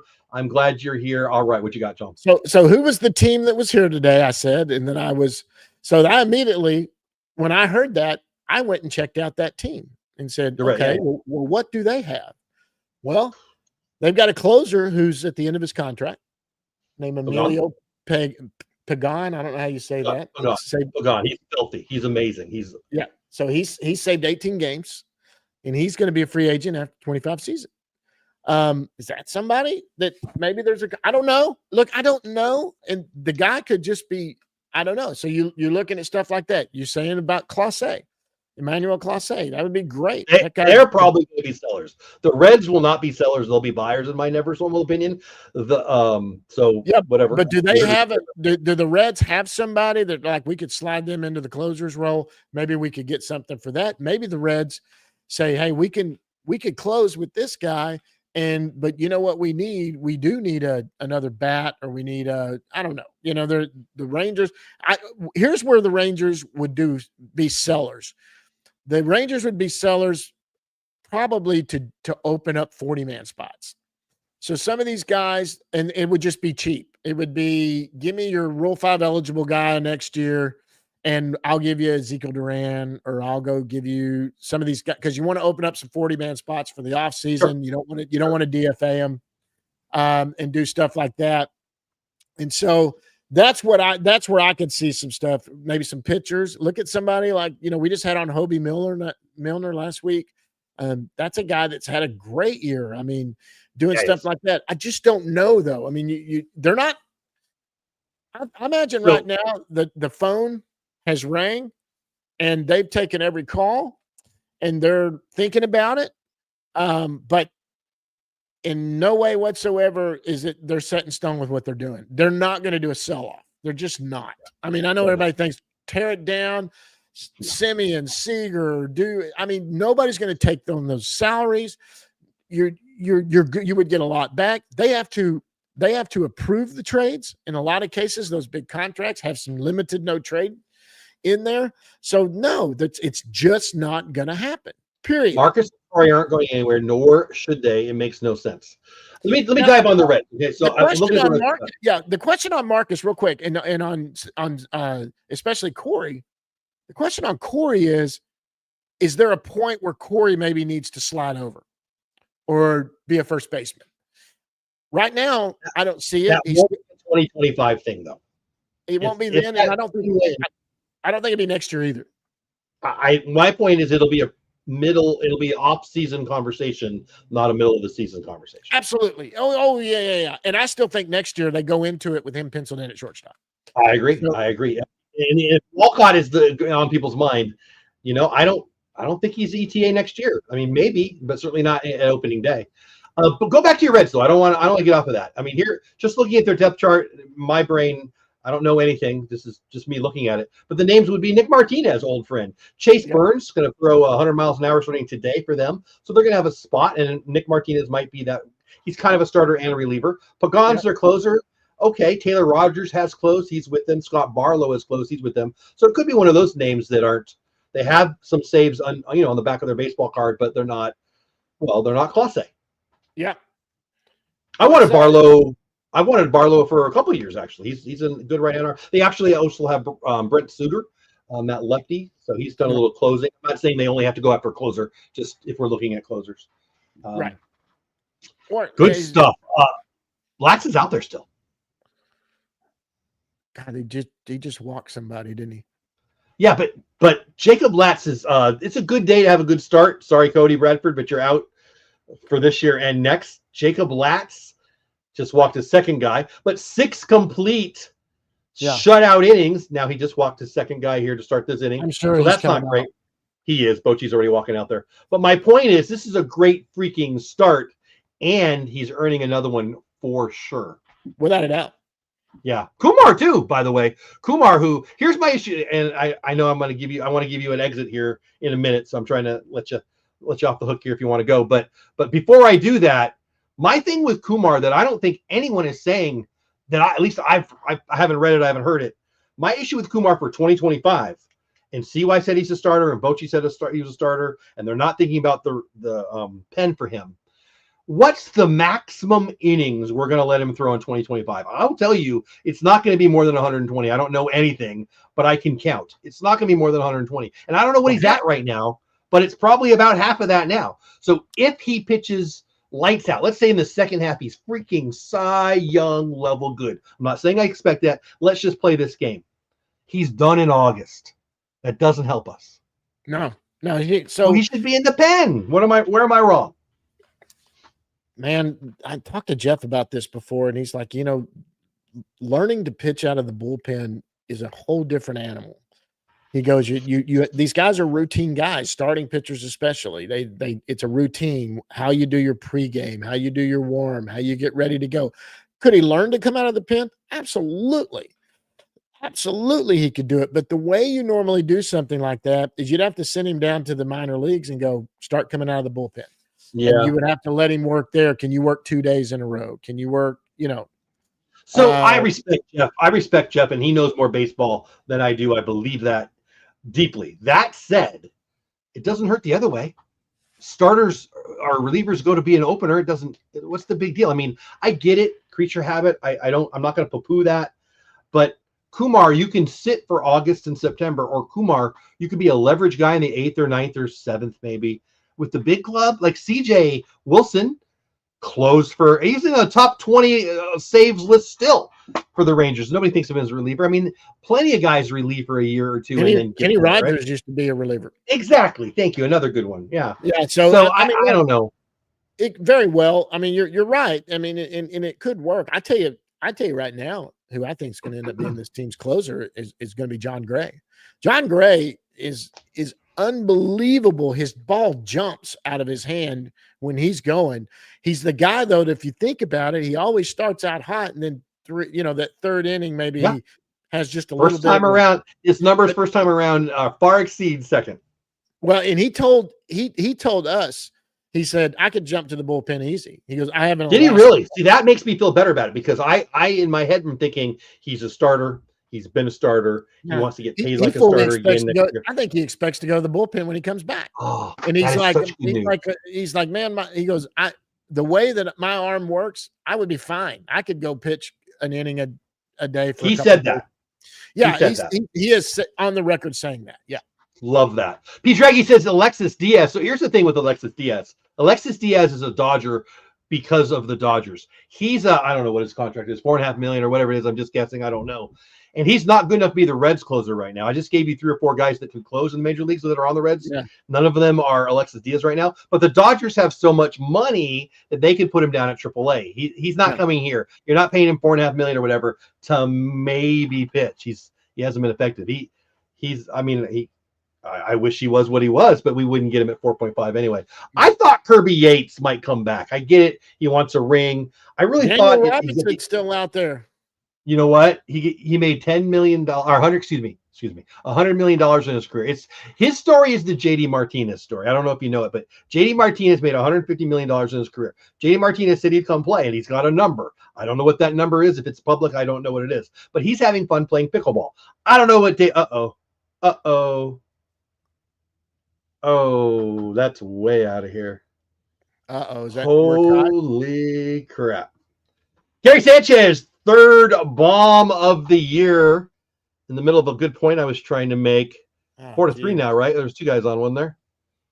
Yeah, it's 4-3. Anyway, my point with David Robertson, 4-3. David Robertson flat out said $10 million, right? I'm pretty sure he went public with that, and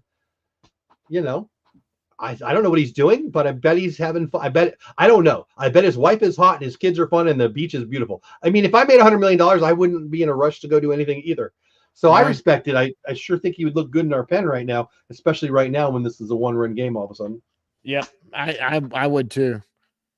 Did you get a touch? And I'm going to give you that exit here in 1 second. David Robertson, the person. I've always found him an interesting guy. I think he's an unbelievable player. Been on the WBC. Unbelievable fitness guy.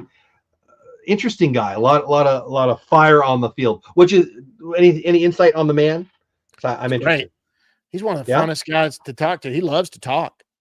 I mean, he loves it. And when a couple times he blew saves, and Kirby never blew anything last year, but Robertson did last year. But he would sit around waiting on you, get back there, and then he'd sit there and take the question and do it. Say, hey, not where I wanted that pitch. He'd do it. But boy, he loved to talk. He would talk all the time. He never had a problem talking. Very friendly guy, fun guy. The Rangers have a great clubhouse, man. They just all are good dudes. Even Corey's such a great guy. Corey's really an introvert. He just isn't a big talker. The biggest introvert on the team is probably Jonah Heim. Huh, really? Yeah. So I love Jonah Heim. I've never said this publicly anyway. It's not like a secret, but one of my daughter's boyfriend, fiance, whatever. He's actually probably downstairs. He's coming tonight. Whatever. He looks just like what he looked like 2 years ago. We call him. So one of my granddaughters calls him Boo Reggie. I don't want to say the whole story. Jonah Heim is a big. Oh my gosh, are you kidding me? It's tied. Oh, tied it up. Oh, I won't tell that whole story right now because nobody's going to care about it. Jonah Heim is big in my family. 4-4 tie game. Hey, this is John Moore at Recliner Nerd, DLLS Rangers podcast. John, I want to give you a chance to get out if you want to. I kept you way longer. Yeah, You can stay. I'm getting a call to the bullpen from downstairs. I think. I had a feeling from what I saw. John, thank you for your time. This is amazing. I enjoyed this. I enjoy getting to know you personally a little more. Yeah. I hope my friends and viewers liked it. I'm going to cut up some of these hopefully and put them out there and give you some more love out there. We'll do it again. We need to do this. I appreciate that. For and I'll try to do that. I mean, it's in September, so that gives me a little bit of runway there. I'll try to see if I can get out to the Doretta event and maybe bug you a little bit. All right. Thanks, Jeff. I really appreciate it. Thank you. Guys, go give him a follow. We got to go score some runs at Recliner Nerd, guys. If you want to give me a follow, I'm on Twitter. I'm on Instagram. I don't do a lot on there, but I do some. But that's where I'm on TikTok. I do some clips on that. But yeah, I appreciate it. It's been a lot of fun, guys. I loved it. And listen to his podcast and make sure you check out the Longhorn. What's the Longhorn podcast going to be called? Remind me. It's not a Longhorn. There's not a name. I'm sorry. I meant college football. I said Longhorn, but I meant college football. It's a Texas college football podcast, and I don't know, that may be the name of it. I don't know yet, but we'll figure it out. The naming is still waiting to happen. Well, I'm looking forward to it, whatever you call it. There he goes. That's John Moore. John, thank you for your time. I'll bug you soon, and thank you. I appreciate this so much. See you, bud. There you go. Have a great night. There he goes. That's John Moore. I'm hitting the wrong buttons. There we go. What a good guy. What a good guy to give us all that time. Love it. I hope you guys had fun with that. I did. Bad timing for the game, though. All of a sudden, Jacob Latz has a 4-0 lead disappear. It's 4-4 now. Bomb of 4 as we reset the game. O'Hearn for them, Martin for us. Nobody out still, but it's 4-4 where it wasn't just moments ago. Guys, please give him some love. Give him some respect. Go watch his stuff. Again, Recliner Nerd on X, DLLS podcast. I'll post some clips and hopefully get 5 or 6 or 7 of those out there for you guys so you guys can go give them a follow. But during the game, we're not going to be able to do that. So please give them some love. And I hope you guys enjoyed that. Let me know in the comments. Yeah, anything, frankly. 4-4, nobody out, top of 7. Chris Martin in, getting a little touched up here. Baltimore used to be, well, last year it was impossible to hit a home run there. This year, at least this inning, not so much. And it's rough. You got a 4-0 lead. I mean, what's the stat? I don't know. What are we, 28-3 or some dang thing? We being the Texas Rangers only score 4. Gonna need to get that 5th run here. Somebody's gonna win with 5 or more today. Yeah. Hey, Brian, what's going on? Bronco, Mustang, Pony, Power. Yeah, I always feel bad. TLC, I know you're a little behind. I'm sorry if I'm giving this stuff away. It is what it is. I'm glad you're here regardless. Oh, my gosh. Are you kidding me? 5-4 Orioles, another bomb deep into the Baltimore Bay. O'Hearn, 11 bombs on the year, 30 RBIs on the year. 1 RBI this inning makes it 5-4 bad guys. The Baltimore Orioles are playing home run derby against my Rangers here in the 7th. Chris Martin. Wow. Center cut, maybe a little in. He's off the plate, so he gets the good wood on it and lifts and separates and touches them all. Only 2 rows into the stands, but here comes Bochy. We haven't taken a lot of break. I'm going to be real with you. I'm going to put one of my 1.5 minute clips here. I'm going to put it on a loop because I got to go potty. Bochy's out. Martin's out. 5-4. Our lead is gone. I'll be right back in about a minute and a half. Rangers down by 1, 5-4, top of 7. Don't go anywhere. What do I want to show you? Let's do this one because I'm trying to find a long one because I got to go potty. I've mentioned a few times that I had a blast last year at the All-Star Game. I got to go to the All-Star Game, the Futures Game, the Home Run Derby, the Red Carpet event. It was amazing, and I just loved it so much. I want to share that excitement somehow with you, and I thought, well, how am I going to do that? I can't send you to Atlanta. I do have a contest link. It's not my contest, but I try to encourage you guys to enter that. But what can I do above and beyond that? Well, All-Star Game MVP and Home Run Derby Championship Challenge. Here you go. For every super chat I get, I will invite you to make a choice. You get to pick. You're going to pick the winner of the Home Run Derby, or you're going to pick a winner of the All-Star Game. And if you win, well, you'll win these. And these are just the first two. I'm hoping to add more so the winner can pick Funko Pops, Corey Seager, Silver Slugger, Bobblehead, and more coming soon. I've mentioned a few times that I had a blast last year at the All-Star Game. I got to go to the All-Star Game, the Futures Game, the Home Run Derby, the red carpet event. It was amazing, and I just loved it so much. I want to share that excitement somehow with you, and I thought, well, how am I going to do that? I can't send you to Atlanta. I do have a contest link. It's not my contest, but I try to encourage you guys to enter that. But what can I do above and beyond that? Well, All-Star Game MVP and Home Run Derby Championship Challenge. Here you go. For every super chat I get, I will invite you to make a choice. You get to pick. You're going to pick the winner of the Home Run Derby, or you're going to pick a winner of the All-Star Game. And blah, blah, blah. That's twice that you had to listen to that because I had a big old water right before the show started. Had to go. 15 people still here. Let's do a reset. Hobie Milner in for my Rangers.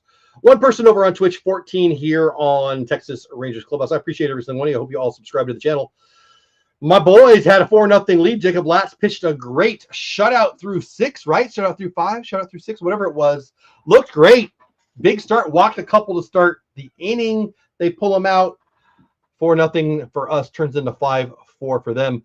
Big-time prospect. Well, he was a big-time prospect. Mayo, Kobe Mayo, hitting 7th in the order for them. 0 for 2 today against Milner. Having a big year for us. Lefty on righty here. Nobody out. I don't think I said that already. Nobody out. Bottom of 7. 5-4 Baltimore. Huh. I'll get caught up in chat here quickly. I hope you guys enjoyed that. Guest.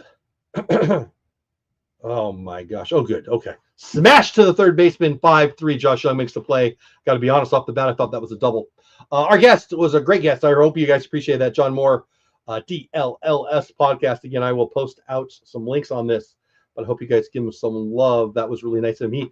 I asked him for 2 innings, and what did he give us? Almost 7 full, guys. So that's amazing. Let me get caught up in chat before they throw to Cedric here. One red flag I have with Bochy is putting these bullpen arms in tough spots. I mean, he's kind of known for being an unbelievable controller. Is that the word I want to use? Of and over the bullpen.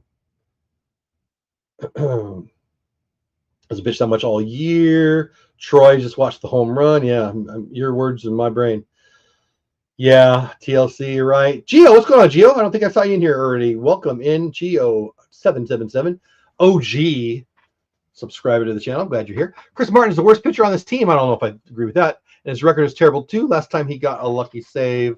Last time, I don't know. I mean, he certainly wasn't good today. I don't get Bochy sometimes. I mean, come on. He's the freaking bullpen whisperer. He's the best. Many think he's the best in the history of the game at managing bullpens. I mean, he's not throwing the pitches. Yeah, I feel bad for Latz. That's not a word I love, Troy. What was Lat's pitch count? Not a lot. I don't know. I was concentrating more on the interview, to be very honest with you. But it was low coming in the 6th inning, I believe. He obviously walked those first guys. Don't cry. No crying. There's no crying in baseball, Troy. 0-2 pitch. Swing and a ground ball to first base. 4-3. 2 outs. 9-hitter Carlson coming to the plate. There you go, TLC. Thank you, TLC. 80 at the end of the 6th. So it was 80 at the end of the 6th, and then he walked the first 2 guys. It's like 90, probably low 90s. Governor take? Oh, give or take. Yeah. Look, Governor, what is that? Governor Abbott do something? Actually, Governor Abbott did do something today. That's a whole other conversation. 17 people here. 16 on the YouTube channel. Hope you subscribe. Texas Clubhouse is my YouTube channel. Did I get him? Did not. One person over on Twitch. I'm glad you're here. I think we still will, Troy. Come on now. Sure hope, man. We're not going to win the series if we don't get a win today.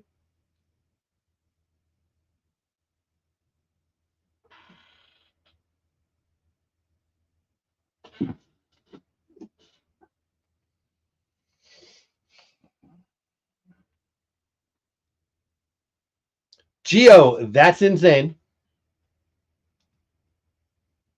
What is it about? Like, Gio, help me out. Like, you seem like a good guy. You seem like you know the game a little bit. You've been in here a lot. And if you annoyed me by now, I would have remembered. You haven't. Oh my goodness.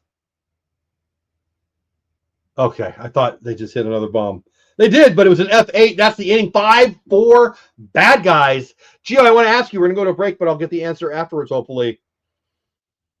What is the need for finality in June? It's so much of, well, Rangers Twitter and Gio, you just said it. Oh, I hit the wrong one. It's just not. It's not real. It's just your feelings. I don't get. I mean, I love you, Gio. I respect you. Love that you're in here, but that's crazy. I'll be back in about a minute. I want your answer. Have I shown you guys the final clue yet? Let's do the final clue because I had John on here longer than I thought. I don't think I've played this yet. Here's the final clue. Do you know about my scavenger hunt? All right. I'm pretty sure this is going to be the last clue I give on the scavenger hunt. Couple baseball cards, 3 baseball cards out there in the DFW area. A couple people have told me they know where it is. They haven't found it yet. They know the building, but they haven't found it yet. Check out the catering. You definitely have enough clues now to find these cards. Good luck. All right, I'm pretty sure this is going to be the last clue I give on the scavenger hunt. Sorry, I forgot to take it off the loop. Oh, also, hey, have you liked the stream yet? Like the stream. Like it. And also, stop what you're doing. Subscribe to my channel.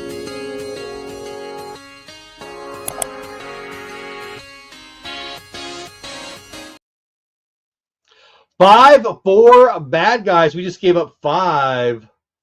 Latz pitched great. He's not going to get the win after that mess. What do you do? What do you do? I've been saying, oh, Martin should be the closer. Well, Martin just got roped. It's rough. Gio, I'd love an answer. Tell me what you think. TLC. TLC says heartbreaker. Hopefully that fired up the guys and they fight back.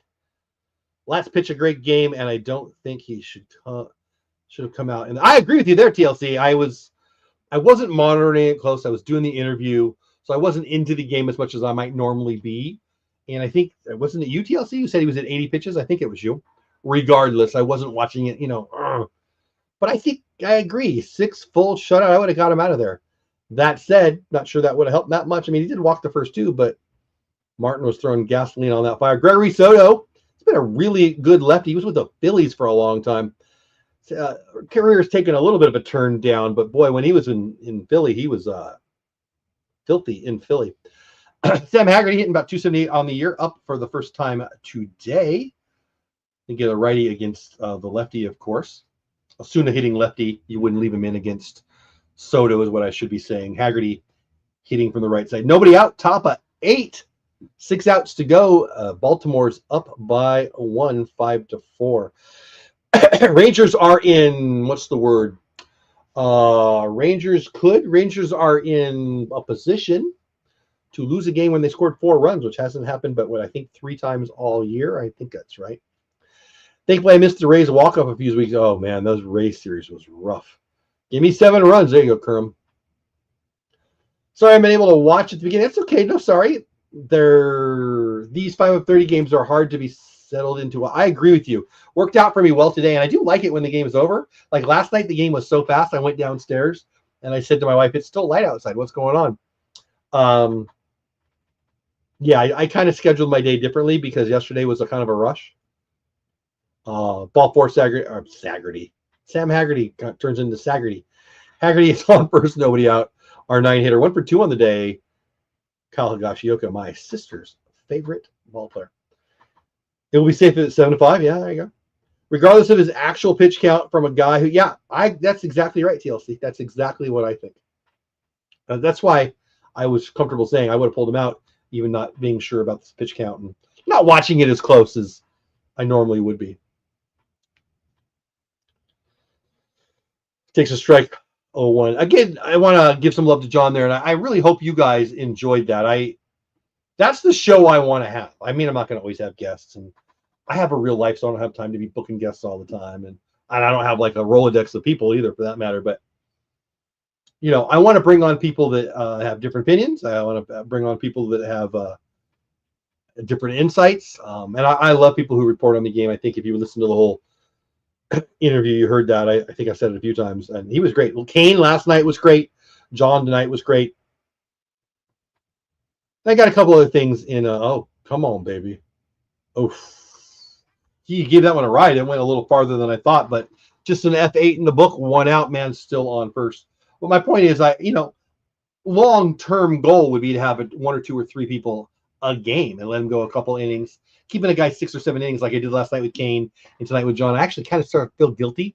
So I don't want to take their whole night from them. It's not like they're like, we're not doing a podcast together. Not that I would be opposed to that, but, I don't want to keep them all night is what I'm saying.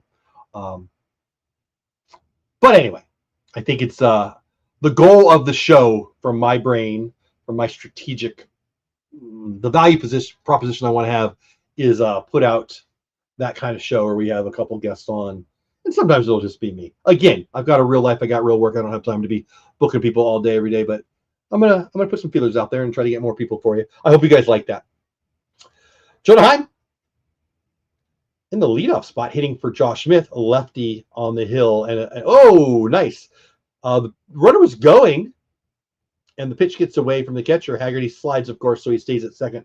Frankly, if he can hear from the coach there, he stands up, he could probably get to third, but that would have been remarkable.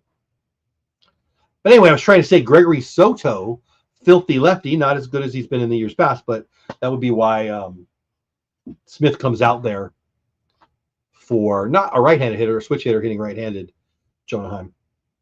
Haggerty goes to third. Not even close. Ricky freaking Henderson, Sam Haggerty. Now we got the tying run 90 feet away with 1 out. Now a wild pitch, a ground ball potentially, a fly ball deep enough in the outfield scores a run. So that's a big deal. We've got a walking lead.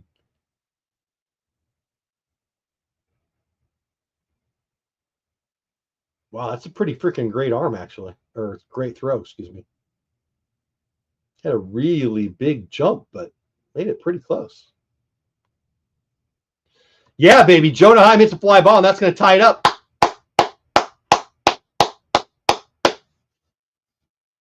So the guy in right field actually drops the ball, but obviously he drops it while he's pulling it out of the glove. But we are tied up, 2 outs, top of 8. Jonah Heim brings in Sam Haggerty, who makes that happen. Gets on first, stolen base, sac fly. That's good baseball. That's Sam Haggerty.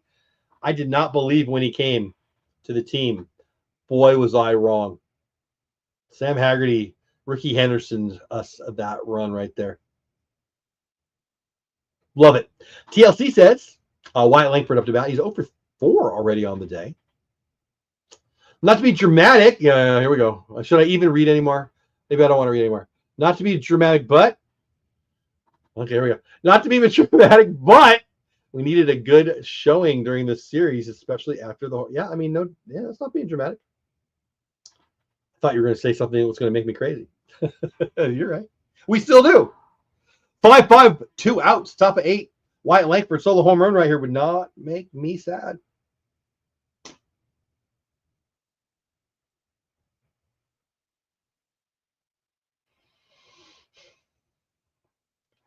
Swing and miss, slider away.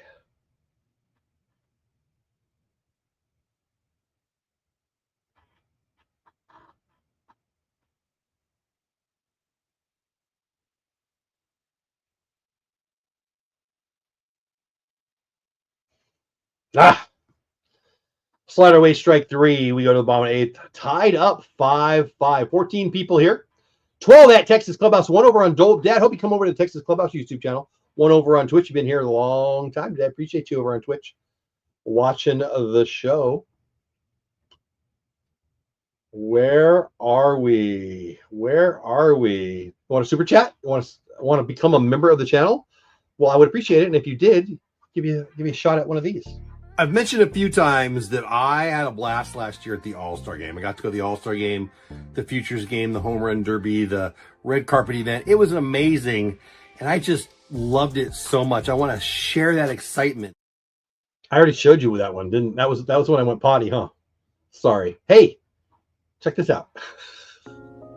All right, it's June. I want to say a big thank you to my members. Just 4 members actually lost some in May. They must have been umpires who didn't like what I had to say about umpires. That's okay with me.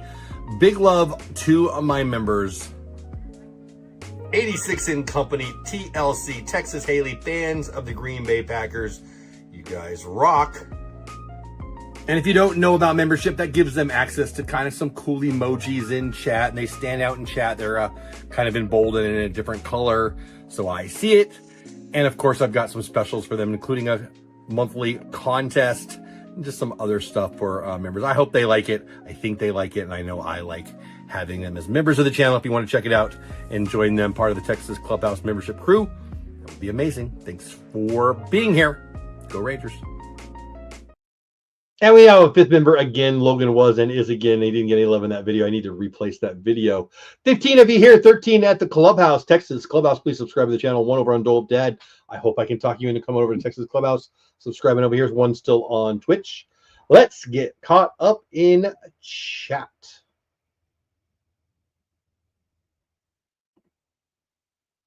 Milner back in there, lefty on lefty. First pitch fouled away. Jackson Holiday, leadoff hitter for the Orioles, leading off the inning. Yeah, that would be good, TLC. You're right. They did whoop us, didn't they? We are tied. Yes, we are. Fastball in there, 0-2. Great base running, to say the least. Absolutely. He Ricky Henderson ended that run for us.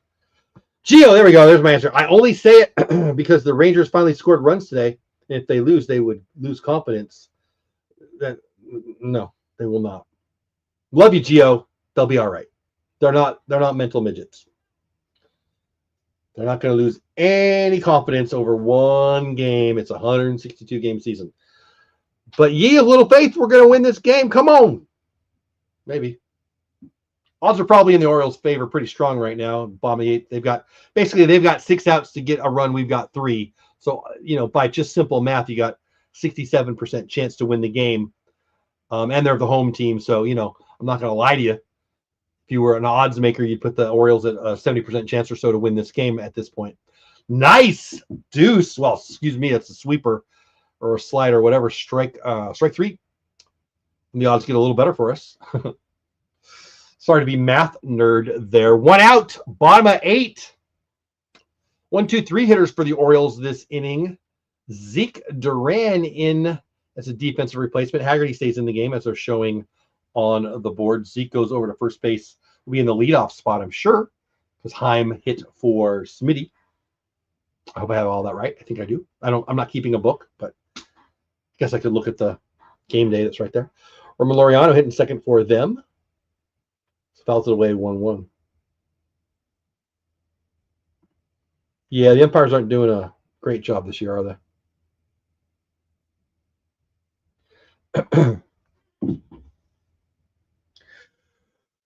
Excuse me. A little sleepy all of a sudden.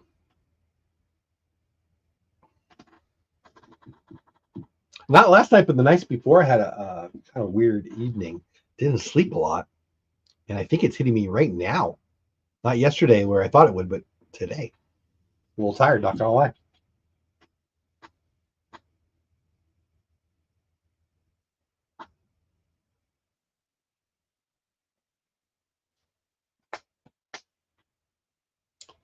Check swing fouled away, full count to Laureano.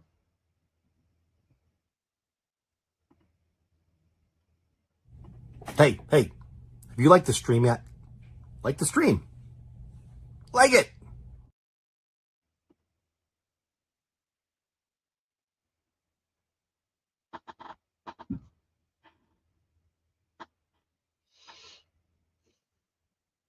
Three-two pitch misses away, ball 4. Finally hit my watch hours. Oh, nice. Did you really? 4,000 watch hours? Atta boy. You've got the subscribers by far, right? Good for you. Congratulations. Well, I think you probably have learned this about me. I love YouTube. This is my second monetized channel. I love the process. I love it. I don't know if I've told you this, Brian. I went to did some a couple of years ago. Got to listen to Mr. Beast, Daryl Eves. Maybe I've told you. I don't know. Have I told you this? Am I boring you? I don't know. Whatever. Big Roberta Blake fan. A lot of those guys who are YouTubers who teach YouTube and stuff. I'm a big fan of. One out, man on first. 5-5, top of 8. Gunnar Henderson, by far the best player. By far their best player. Super good dude, too. I'm a big fan of the dude and the ball player. Sure hope he doesn't do any damage. He's probably one of the reasons why Hobie Miller's still in there. They want the lefty on lefty for us there.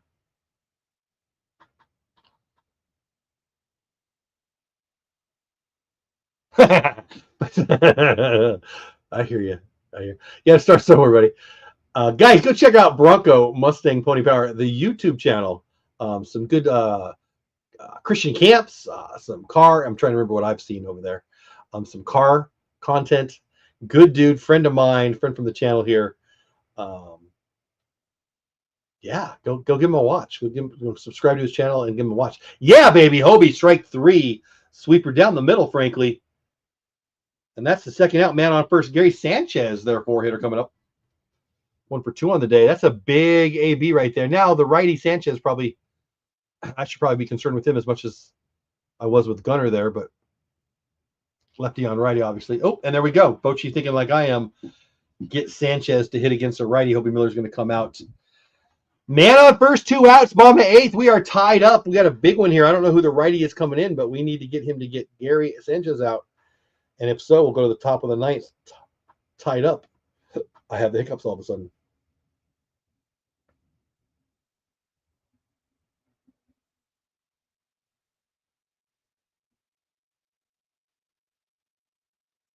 Hold on, guys. There we go. That's what I want to show you. Did you know I have a giveaway on X right now? It's just for this. It's free. It's easy. It's on X at Jeff Bates on X. Go check out the post. See what to do. It can be done in like 10 seconds. One of you will win this. Maybe tonight. Wait. You can win this card right here. This card. How would you win this card? Did you know I have a giveaway on X right now? It's just for this. It's free. It's easy. It's on X at Jeff Bates on X. Go check out the post. See what to do. It can be done in like 10 seconds. One of you will win this. Maybe tonight.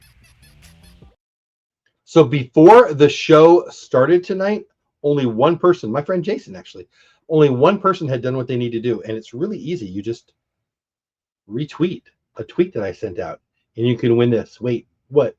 You can win this? Yeah. Watch this. Go do this. Did you know I have a giveaway on X right now? It's just for this. It's free. It's easy. It's on X at Jeff Bates on X. Go check out the post. See what to do. It can be done in like 10 seconds. One of you will win this. Maybe tonight. So I didn't get to show you guys that a lot. So anybody who was here earlier kind of got screwed. But I'm telling you, before the show started, there was only one person who had retweeted it. So if tomorrow at like 5 or whenever 24 hours is up, he's the only one that reposts the post and does what I say. It's super easy. I think he did it all. He's going to win this card, which I'm happy. He's a good guy. I'm happy if he wins. But you should go enter. Go to my X, find the post, scroll down my feed. You'll find it. Send off a do what it says, and you too could win this card. All right. Oh, and actually, there's another card too, but I wasn't going to tell you about that. All right. Gary Sanchez, 1 for 2 on the day. Man on first, 2 outs, 5-5, bottom of 8. Luke Jackson. I don't think I said Luke Jackson in 4 relief for my Rangers. Throws over to first, nothing doing. And again, Brian, it I don't make a ton, but it gets better. I love that you made 6 cents on your first day. That's great. Make sure you 3-0 to Gary Stitches. Make sure you, if you didn't already, you enable memberships. Dogs, tripod, German Shepherd, car stuff that I'm like, what are we doing here? I had no idea what you're talking about. Bronco, Mustang, Pony Power telling you what you will see on his channel. I'm like, what is he saying? Dogs, a tripod, German Shepherd, car stuff that I attempt, cool stuff I buy, and lots of family stuff. That's my ad for Brian. Bronco, Mustang, Pony Power. I was very confused. Oh, good. I hope it's you. So we miss full count now. TLC says, I've subscribed to a UT channel that goes over MLB umps. A UT channel? I'm assuming he's going to mean a YT YouTube. UT means University of Texas. I think he means YT for YouTube. Absolutely garbage, some of these umps. Yeah. Given that players are cut and fired. Yeah, I go crazy when people talk about, but the human element. I honestly believe most people have somebody in their family, Uncle Joe or something, that umpires, co-ed D-League on the weekends, and they think they need to have umpires. Strike 3. We're out of the inning. We go to the 9th. David in the house. David. Podan, what's going on, buddy? Hope you're having a great day. Appreciate you spending a little time here. We're going to the 9th. We are tied at 5. Don't go anywhere. Oh, what do I want to show you? You know what? You probably need to know how to get a hold of me, right? Do you? This is how. Hey there. Thanks for being here for the show. Look, if you ever want to get a hold of me, if you need my email, if you're looking for my X profile, you want to see some of the things that I recommend, affiliate link kind of things that I have affiliate link for that I recommend for creators or other people, this is the best place to go. Check out the link tree right here. So I change this, fairly often. It's not going to be exactly the same every time you look at it, but it's probably the best place to find me if you're looking for me. Again, it's got my email right on top. It's got my X account. It's got a bunch of places you can find me. So if you're interested, there's my link tree. Come say hi.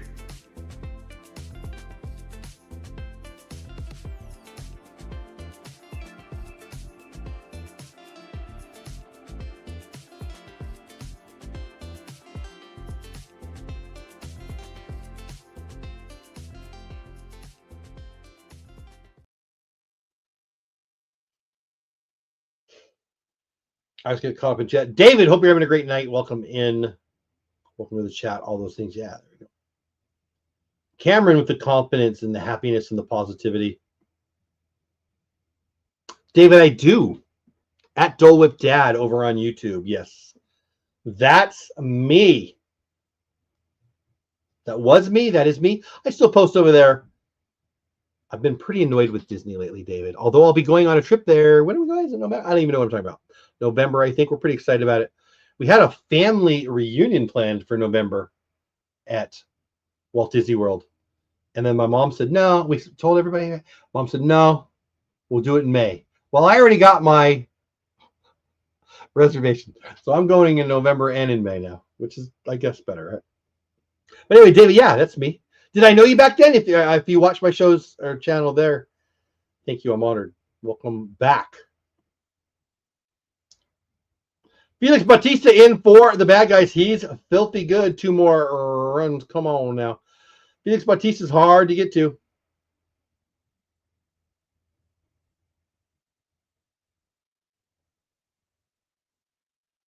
Thanks, Cam. I appreciate that. All right, Felix Bautista is a stud. Corey Seager, right? Is that Corey? Corey Seager leading off. Top of the 9th for the good guys. 3-4-5 for my Rangers, top of 9. Felix Bautista's no joke. There's not a lot of guys who are harder to get hits off of in the MLB than he. Let's see. Do I sound like Dr. Seuss all of a sudden? Corey Seager 1 for 3 on the day. 1 ball, 1 strike count after a swing. I believe it was a foul tip. Yeah, thank you, Cameron. I'm a big fan of X and Elon, so why not? It's a little dirty, actually.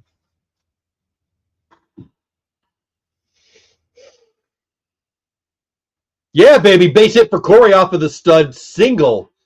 into a right field. I wonder if they'll run for Seager here. I mean, we've already used a bunch of guys. Probably not.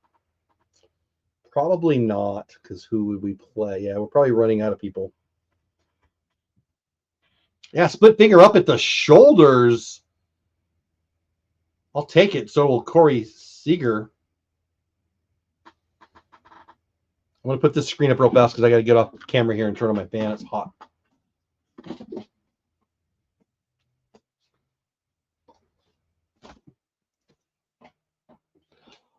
Marcus Semien, 1 for 4 on the day. Nobody out. Top of 9.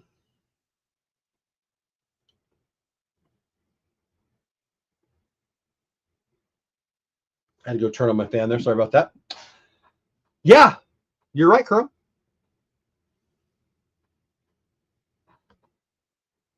But he's hard to hit. Seager is running. Are you freaking kidding me?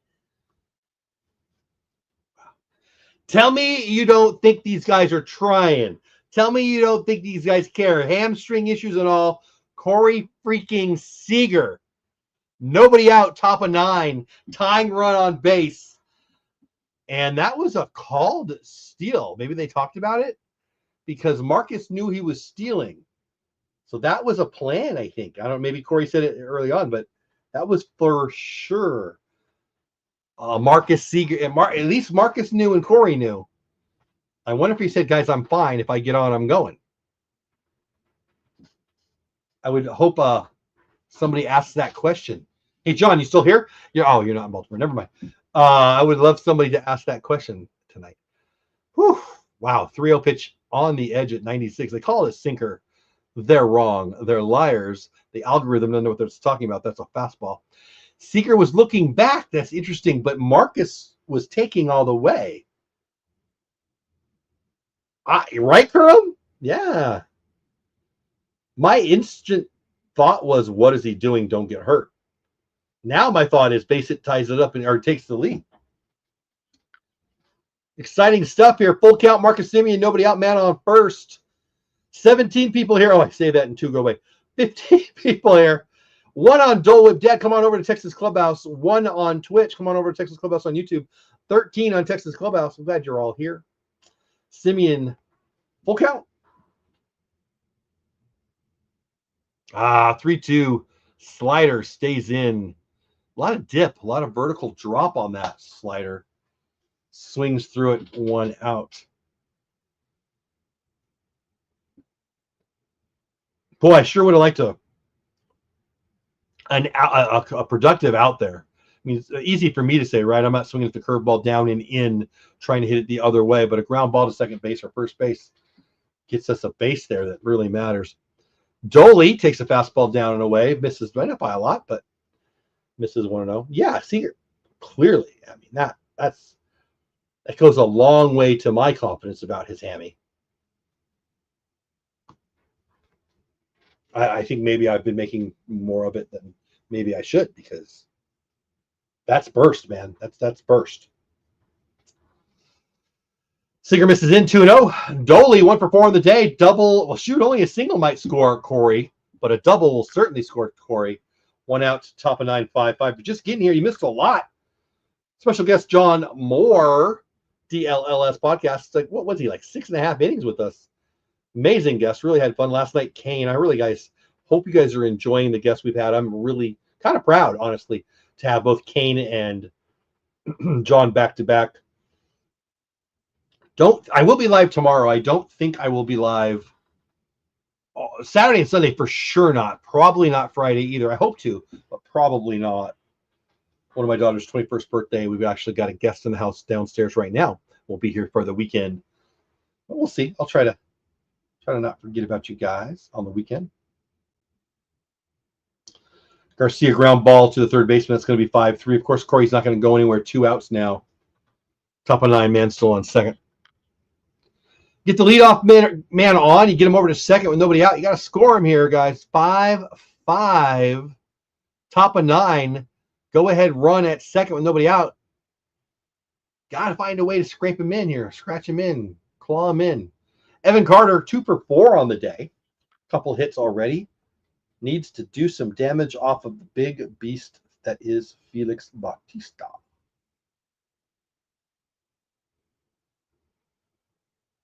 They call that a sinker, but it's not. It's a fastball dotted on the outside edge. 0-1.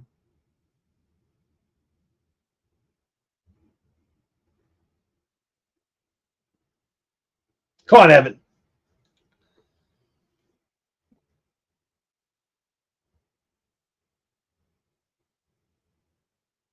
Split her down and away, 1-1.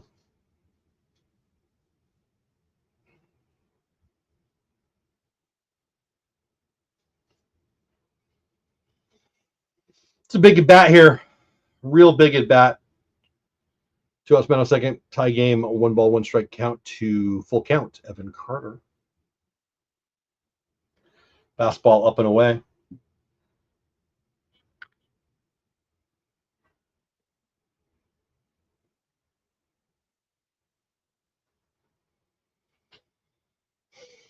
Two one pitch.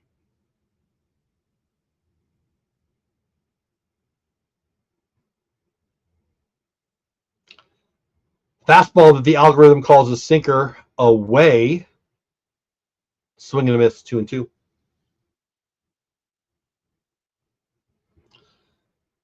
The broadcast proving they got cute girls in Baltimore. 2 balls, 2 strikes, 2 outs. Tie game. Man on second. Deuces wild. I should have said. Here we go. Fouled away, and I get a chance to do the deuces wild thing again. 2 balls, 2 strikes, 2 outs. Man on second. 2 for 4. Evan Carter. Deuces wild. Vin Scully special.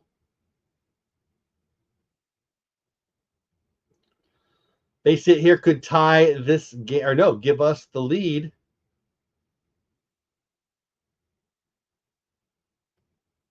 Yeah, there's a little torturous action here in there. I just noticed that my subscriber count there on the bottom is wrong.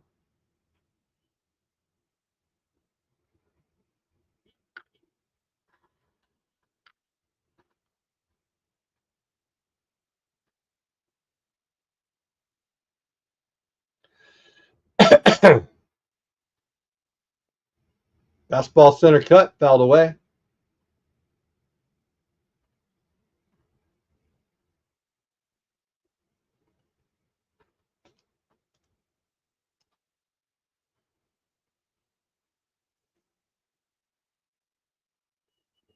Two pitch, third time.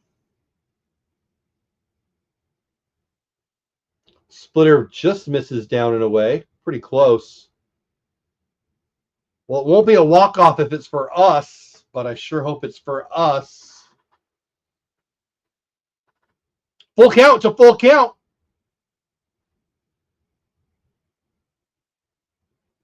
It's a very Evan Carter at bat here. 99 miles per hour. Cheese up in the zone. We get Corey Seager to second with nobody out, but we leave him there. It's pretty good at bat by Evan Carter, but certainly didn't get a good result. Looks like our pitcher coming in will be Robert Martin. I'm sorry, Robert Martin. Put them together. Robert Garcia. Hey, do you create on YouTube? If so, you need this. And you can use my referral code to help you and me. I went to Vid Summit, not last year, but the year before. That Vid Summit, owned by Daryl Eves. He's the producer of The Chosen, and Mr. Beast. He's the producer of some of the most watched videos on YouTube. Anyway, it was amazing, and I got all these ideas and all these notes and all these. I mean, I have a couple of YouTube channels that are both monetized, and that trip was one of those reasons. Well, whatever. The most common, hey, you need to, I got out of the Vid Summit, Opus Clips. Opus Clips is amazing. It's easy. An idiot like me or brilliant people can use it. It uses AI to take the audio or the creations that you already have, that you already love, and it turns them into shorts for you. I do a little tweaking on the back end because I want to. You don't have to, but you can. It's amazing. Opus Clips. The link is below. Sign up. Get it. Use it. You'll grow on YouTube. You'll grow on Twitter. It's awesome. And anytime anybody uses any of my referral links for any of the products I recommend, I'll jump on a Zoom 30 minutes with you, teach you how to use it. Hey, If you like the stream yet, like the stream. Like it. Stop what you're doing. Subscribe to my channel.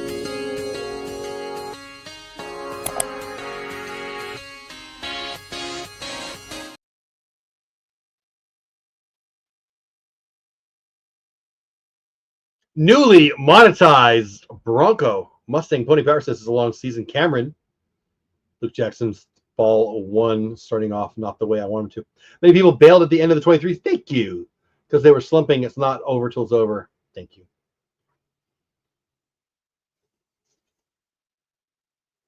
5, 6, 7 hitters for the bad guys. 6-3 easy put out for Luke Jackson. Corey makes easy work. Tosses it over to Zeke over at first now. 1 out. We need to get this win in the 10th. Nobody's going to walk it off. Cameron is the answer. O'Hearn 1 for 2 on the day. Just 1 new subscriber during the show here. If you're new here, please hit the subscribe button. It's free today and forever. And I would appreciate it. I've said before, I'll say it again. I kind of judge me on do I add a subscriber or 3 during the show. If I get 2 or 3, I'm happy. Of course, super chats make me happy. Of course, memberships make me happy. Of course they do. It's revenue, and it shows that you guys like what I'm doing. But I really judge myself. And if it's effective use of our time, my time and yours, if I add 2 or 3 subscribers, and we got 1 so far. So if somebody wants to subscribe to the channel, I'll have a better evening. O'Hearn swings and misses. Looked like that was center cut. 2-0 pitch slider. Looked like he had that timed pretty good. Fouled it away. I'm happy to say 2-1. Hey, a little more. Dr. Seuss fouled it away. Happy to say. Sorry, Miss Jackson. Ooh, not having a great month, but we'll see how he does tonight. Deep blast into right field. Not going to leave the park. Haggerty, who's out in the right, has to take a few steps back, but makes a play. A little oohs and ahs from the fans, but that was F9 all the way. 2 outs. Bomb a 9, number 7 hitter Vasquez, 0 for 0. He's in off the bench for the O's. 15 beautiful, intelligent, awesome people here. 13 of you here on Texas Clubhouse. 1 over on Dole Whip Dad. Hey, how you been? Long time no see. 1 over on Twitch, Texas Rangers Clubhouse. Appreciate every single one of you. Hope you're having a great, what is this, Tuesday night. Beautiful night here. We had big puffy clouds earlier, but now it's mostly blue, kind of purpley clouds in the sunsetty east side of the sky. Gorgeous, gorgeous night. A little warm today in the DFW. Not as hot as it is in Baltimore, though. Cameron is an East Coaster, and he knows. He told us it's going to be over 100 degrees for these 3 days. 3 days, 3 games. And, yeah. There we go. We're going to go to the 10th. 3 unassisted. Zeke makes the play, and we go to the 10th. Ghost runner, anybody? 10 hits for my Rangers, 5 runs. 4 hits for your Orioles, 5 runs. What the actual heck? Let's get this done in extras, shall we?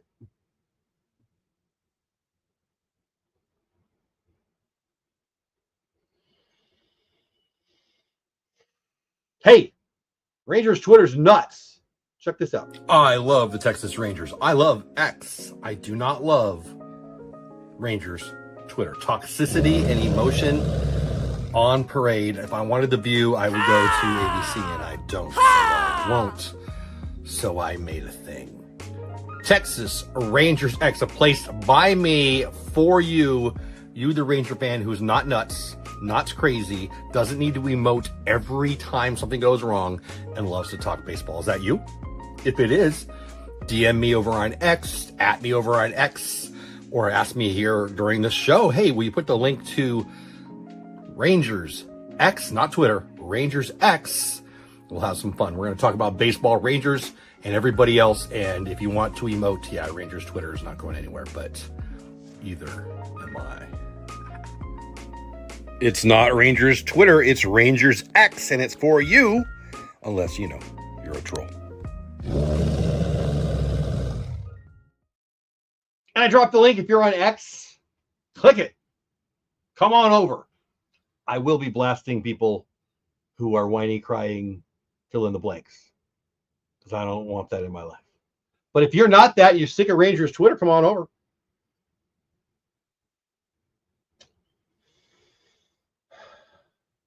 Sir Anthony Dominguez with one of the cooler names in the history of Major League Baseball. He's filthy. He was also a reliever for the Phillies, like Gregory Soto before him tonight. He's a flamethrower from the right side, not having the best year. 206 batting average against, though. I guess he's doing better than I thought, to be honest with you. Yeah, 3.52 ERA is not bad. Top of the 10th, we're tied at 5. Evan Carter, the speedster, is the ghost runner, whatever you call it, zombie runner. I hate this freaking rule. Whatever. Man on second, Josh Young, number 6 on the back of his uniform. Base hit will take the lead. Dominguez looks at Carter, and you think he's going to steal third? That's weird. That's weird. If you're listening to Dave Raymond, he's saying exactly what I'm thinking. Heat from Sir Anthony. Swing and a miss from Josh Young. I think he's got a couple hits on the night, doesn't he? Yeah, 2 for 4 on the night. I'll take that.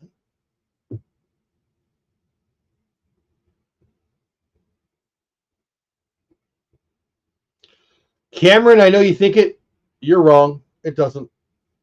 It didn't. Nice. Ghost runner at second. Yep.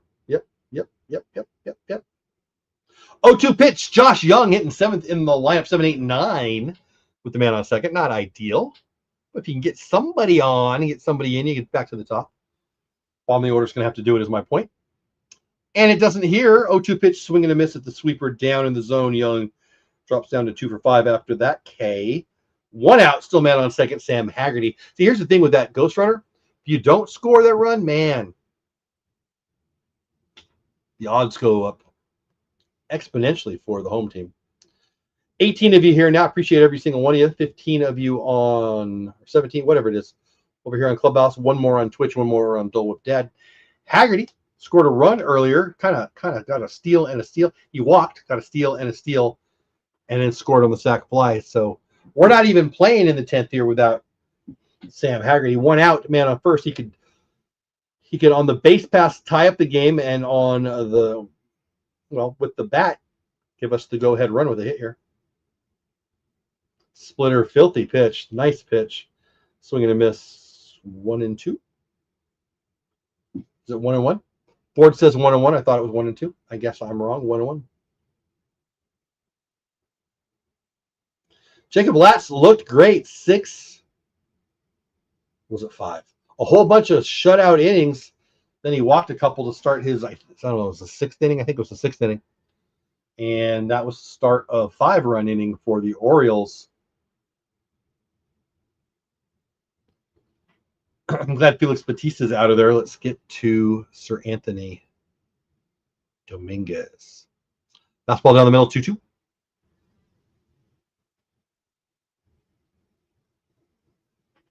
Yeah, I hate it too, TLC. I hate it. It's stupid. I hate it. 2 balls, 2 strikes. Third baseman is nowhere near the bag. Evan can steal this if he wants it.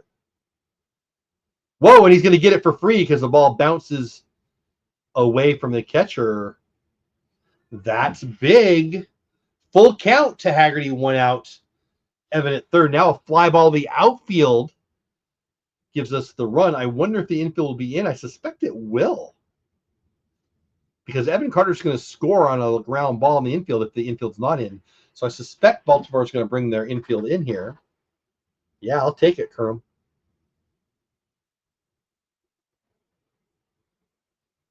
Haggerty fouls it back. Have the announcers mentioned if the infield's in? If they have, I didn't hear it. I haven't shown it.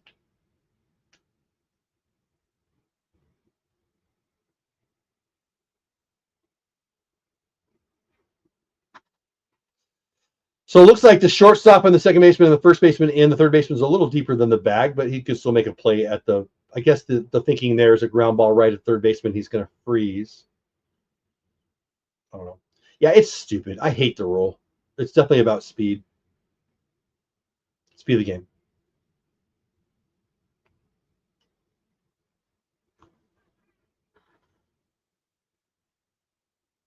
Hardy ground ball, second base. We got to plate. Plate. Safe. Ah, he's out at the plate. I like to see the replay. My screen's little. I'm going to make it bigger. Going to be honest, because I want to watch this replay.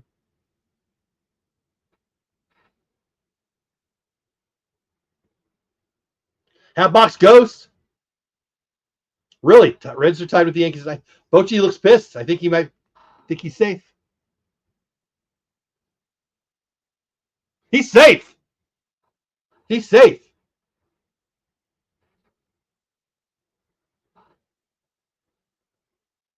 I can't see at that angle. The second angle from behind the ump, I can't see anything.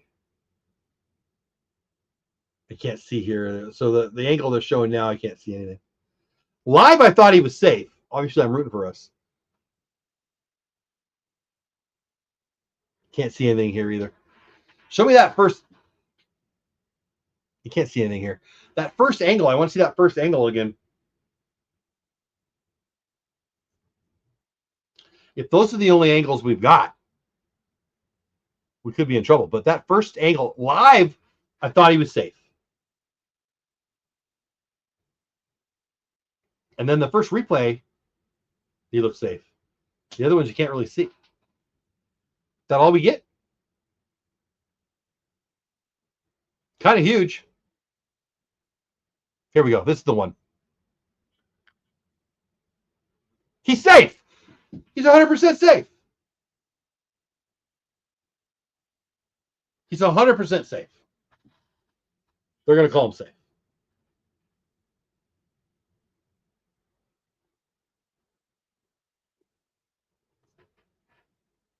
Here's the angle. 100% safe. No question in my mind. Totally safe. Dave, no, it's not hard to say. It's totally safe.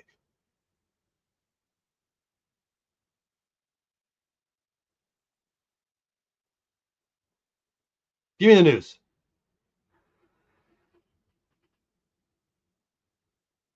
Right. Half box. He's safe. Call him safe. I'm getting tired of waiting. Call him safe.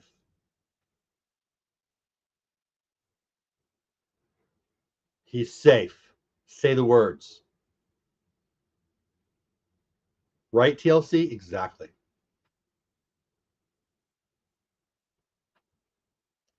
He's safe. Tell me. Here's the announcement. Don't screw this up. Yeah!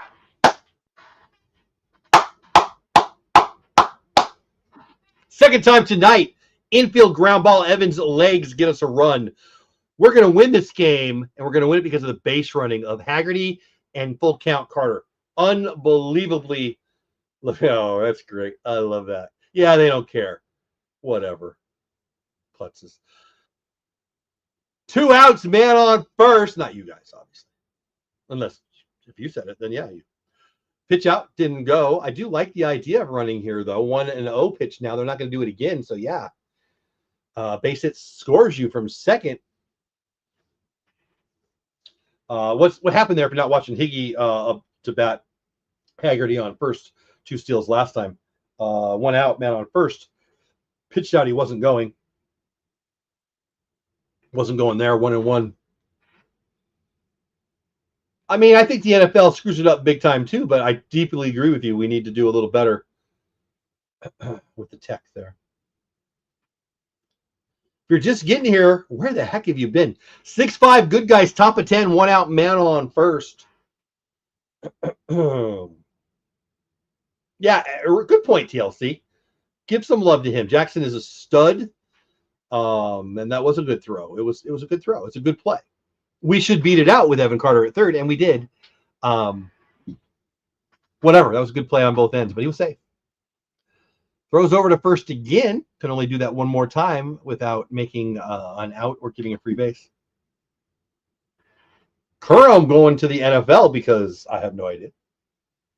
Love you, but what are we doing? 6-5. Top of 10. Nail biter. Kerm's talking a little football. Ground ball down the line. Foul. Hey, Sean. Yeah, Sean, welcome in. Glad you're here. Everybody give some love to Sean. Welcome back, I should say. Yeah, Lats looked great. Had a shutout. Walked the first 2 of that inning. And Martin made sure they all scored. Couple bombs. Didn't look great. But we're up 6-5 now. So you're here. You're here for the good stuff. Yeah, Kerm watching a great ball game. Hey, remember that time in football when they fumbled? What? Corey Magic? 1 out man on first. He got Shioka. Takes whatever that was, sweeper, I guess, inside. We're full count now, right? 21 beautiful people here. I appreciate every single one of you. 19 here on Rangers Clubhouse, 1 over on Dole Whip Dad, 1 over on the Twitch machine. Watching my Rangers take a 6-5 lead in the 10th. 1 out man on first. He's going to double. Haggerty goes. Check swing. He's safe. Strikeout, so 2 outs, unfortunately, but a base hit here will now score Haggerty almost for sure. Leadoff hitter for the Rangers won't be Smitty, won't be Jonah Heim, should be Zeke, right, in the leadoff spot, if I am remembering correctly. Going to the pen, it looks like. At least they're going to talk to him. Josh Smith led off the game in the leadoff slot. They brought in Gregory Soto to face Smith. And, of course, we countered with a right-handed swinging switch hitter in Jonah Heim. Of course, he doesn't play first base, so we brought in Zeke Duran. 143 on the season, although, let's be real, he's been hot lately. It's weird to say when he's hitting 143 on the season. Man on second, 2 outs, base hit. The base runner, Haggerty, gave us one of the runs earlier. Walk, steal second, steal third, scored on a sac fly. The game is totally on the base running of the Rangers. Just getting here, here's what you've missed. The Rangers have had some unbelievable base running. Jacob Latz gave us a nice shutout start. The bullpen gave it away. But Haggerty, walk, stolen base, sac fly, scored. Evan Carter scored on 2 ground balls from when he was on third, ground balls on the infield. If we win this game, you can say it's because of Latz and the legs of my Rangers. You're just a bit ahead of me, so I've got you paused a bit. No worries, TLC. Who we have left to pitch the 10th? Hold on, dude. Watch this. Bounces the ball, take the base. Yeah, baby.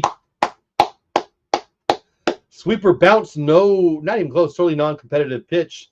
Sanchez, who has a great arm, has never been known as a defense catcher, although I think it's a bad rep. I've always thought he was a lot better than people give him credit for.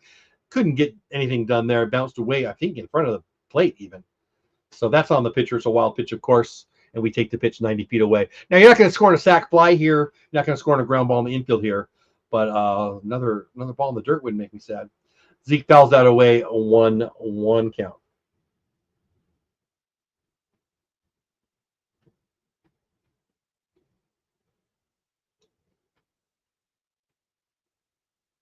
I don't know, Cameron. Webb pops in my head. I really don't know. Okay, that's weird.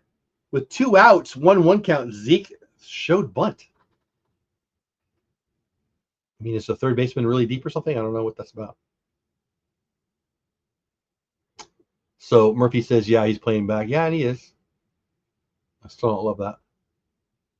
2-1 pitch right down the middle. That's the one Zeke should do damage on, but he misses it, fouls it away 2-2.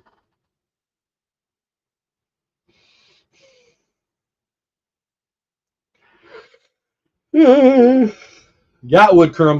Let's get one right here from Zeke. One new subscriber on the during the show today. I hope one of you subscribes. If you're new here, hit the subscribe button. We do this a lot. We did it yesterday. We're doing it today. We'll do it again tomorrow. Probably not a lot this weekend. Maybe Friday. Hard to imagine either Saturday or Sunday. Again, my youngest daughter is turning 21. We're going to do a lot of stuff with her this weekend. James in the house. What's going on, James? One of my favorite follows on X. Rangers cooking in the 10th. Yeah, baby. James. Somebody on the camera operator getting the cute girls in Baltimore today. I approve. Who knew Baltimore had cute girls? 2-2 pitch, that missed. Good. I thought the umpire was going to call that. Splitter in, ball 3. I got to be at real. I thought he was going to call that a strike, but it was in. Let's reset for James and anybody else. Did you get in here? 6-5, good guys, top of 10, man on third. We got the ghost runner in. Got a chance for one more here. 2 runs is way harder to get than 1. Let's get it. Missed. Oh, saved a run there. Sweeper, slider, totally non-competitive, at least the second one of the inning. Gary Sanchez, who has no respect for his defensive abilities and just made a huge play, saving a run there.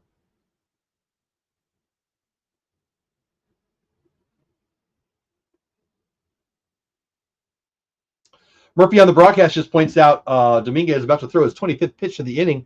Boy, Sam Haggerty is sweaty. It's hot there. Langford 0 for 5. Hard to go 0 for 6. Let's get a hit here, kid.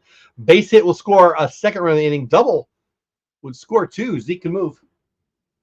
Ah, dang it. Sweeper up, looked hittable, out of the zone, swing and a miss. Strike 1. Come on, Wyatt Langford. 0 for 5. Let's do something here. Not going to lie, I'd feel a lot better with 2-run lead than 1. Dude wearing a mask in Baltimore in the background because, you know, whatever. So Sanchez made a nice play there. Sir Anthony Dominguez looks horrible. Let's get this run in. 1 ball, 1 strike to Wyatt. Jeez, I might take him. I didn't already have a strike here. He's nowhere close. And he misses 2-1. Let's be real. He's thrown like 4 in a row. Only 1 was even close. It's 2-1 where it should be 3-0. You can't tell somebody first and third, 2 outs to take on a 2-1 pitch. But boy, I would pick a ball in a spot because I don't think he's throwing a strike here. Damn it. Sweeper outside would be ball 4, could be ball 3. But no, it's strike 2. Come on, Wyatt. That's frustrating. 2-2, come on, kid. Get the hit. Splitter down. 5th ball of the inning. No, I'm sorry. 5th ball of the at bat. Has not thrown a ball in the strike zone this whole at bat. Wyatt Langford's got to do some damage right here. Second and third now. Duran got over to second, obviously. I don't think I said that.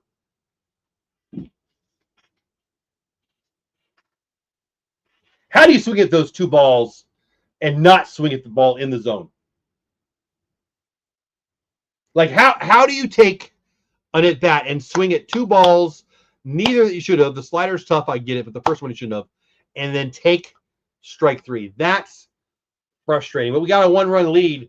Not sure who they're bringing in, but that's frustrating. Enter this contest. Did you know I have a giveaway on X right now? It's just for this. It's free. It's easy. It's on X at Jeff Bates on X. Go check out the post. See what to do. It can be done in like 10 seconds. One of you will win this. Maybe tonight.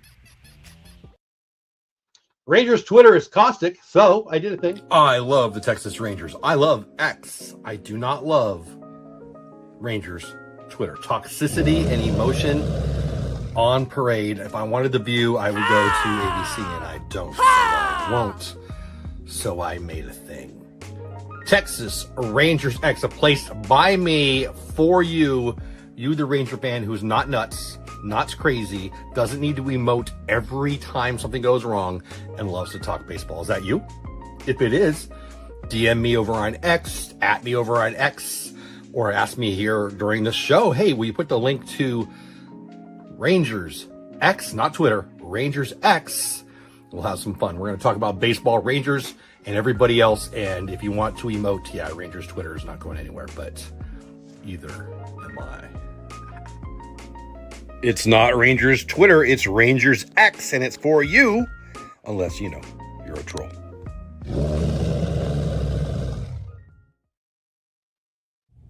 Hey, have you liked the stream yet? Like the stream. Like it. 6-5, good guys. Robert Garcia in for my Rangers. Got to end this game right here. Got to get this win. Ghost runner on second. About a 50% chance to cross the league that he's going to score. I don't know. We'll see. Garcia's a great pitcher who's not having a great year. Lefty on lefty here, Cedric Mullins. I like our chances on the first guy, but I hate having a ghost runner there. We're up by 1. See what happens here. My confidence is not as high as I wish it was. Let's see what happens. Same as the Orioles do. Garcia disengages and looks at the runner. Dominguez did the same thing. I really hate it. A little different, I guess, with the lefty and man on second. Harder to cover. Yeah, okay. I don't hate it as much. Whatever. Let's see what happens here. They bunt. Garcia has to make the play. Fires to first. Hallelujah. They get him 1 out man on third. And now you can squeeze him in. You can squeeze him in, and we're tied.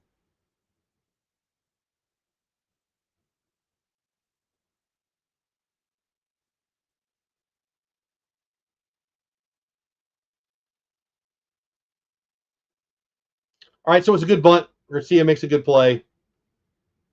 Now we've got a 1 out man on third. It's the 9-hitter. He's 0 for 3. I can see a squeeze here. No no hint of it there. Change up 1-0. I don't know why you wouldn't squeeze here. He's your 9-hitter. Maybe he can't bunt. I don't know. Infield in, obviously. 5 balls will tie it up. Ground ball through the infield will tie it up. Probably plate to plate on a ground ball hit right at a guy. Yeah, me too, James.